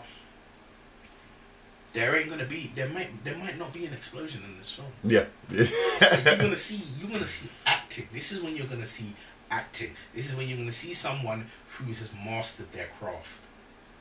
And every time I've watched the trailer for Fences, I love it. I feel like teenagers nowadays need a parent like what Denzel's like in that trailer. Oh yeah. Where he's, going on what people watch the trailer. When he says it was like, I don't have to like you. He was like, oh Dad, why don't you like me? I was like, where does it say that I have to like you? I was like, do you get fed? Yeah. Do you got clothes on your back? Yeah. And why is that? Because you provide it. Right. So I provide it. So what reason do I need to like you? I was like, yeah. You know what? Maybe if a few kids had that, that harshness. As opposed to, I got a D in science. I'm gonna go to the school and cuss out the teacher. No, you want to know? I don't like you, so you better not bring me no D. You better bring an A, bring a B. So I really want to see Fences because it's a great cast and it's just like that is just strong. Lego Batman is obvious. I mean, it has to be seen because the way the world is right now, you need some good old fashioned, just pure ridiculous comedy. Yeah. And that's what we're gonna get. I don't know about the Billy Lynn's long halftime walk because I haven't seen anything to do with it. So that's one I'm gonna actually look up. Pardon my French. Fuck 50 Shades. And 20th Century Women. Again, I know nothing about it, so I'm gonna have to check it out. Okay, alright, Sach. Lego Batman and Fences. Nice. Fences, looks awesome. And I've seen Denzel do the play. It's obviously I gravitated more to James L's version because he smacked it. But obviously this is a play that he's quite attached to because he's totally directing and producing this one and writing it. So. It'd be really good to see it play out as a film in the film media. So I think I'm definitely looking forward to Fences. Lego Batman, that's going to be funny as fuck. So. Yeah. Okay. Well, all those films are coming out February 10th or in the week of February 10th. So go to your local cinema chain and support your movies. Yes. Okay. Cinema chain. Not download, not streaming, cinema. You'd be surprised how many people think they deserve to get things for free. That's I won't go into that. You got Trump for free. People think I deserve to watch this film, even though I'm not interested in it. I wasn't interested in it, but it's there, so I'm gonna take it. No, it's not for you to take, and that's Anyway, I'm gonna skip past 20 questions this week. I don't want this to hit 3 hours, so next time you come on, we'll do that. Thank you for listening, folks. Neil, where can we find you? You can find me on Facebook, although I might not accept your stuff. I don't know you. But you can find me on Facebook, you can find me on Instagram, you can find me on Twitter. Instagram and Twitter, it's Shoot for Moon Pics. That's me. Instagram, Facebook rather, is just my name. So. And Satch, where can we find you? Find me on Sashman3 on Twitter. Just follow my YouTube, Sacha Allari on YouTube, and check out my short films. Cool. Okay, and if you want to write into this podcast, it's podcast@zedosgang.co.uk. Write into anything that we discussed today, or you would like us to discuss, or anything in future. If you, we're also on Twitter and YouTube, and you can listen to this on Stitcher Radio and on iTunes. Subscribe and like on YouTube, and rate us on iTunes. Also on SoundCloud as well. However you want to digest this podcast, it will be great that you listen to one of those forms. Thanks for listening, listeners. Thank you guys for coming in. Thanks, and this has been the Zedos Going podcast, and we're out.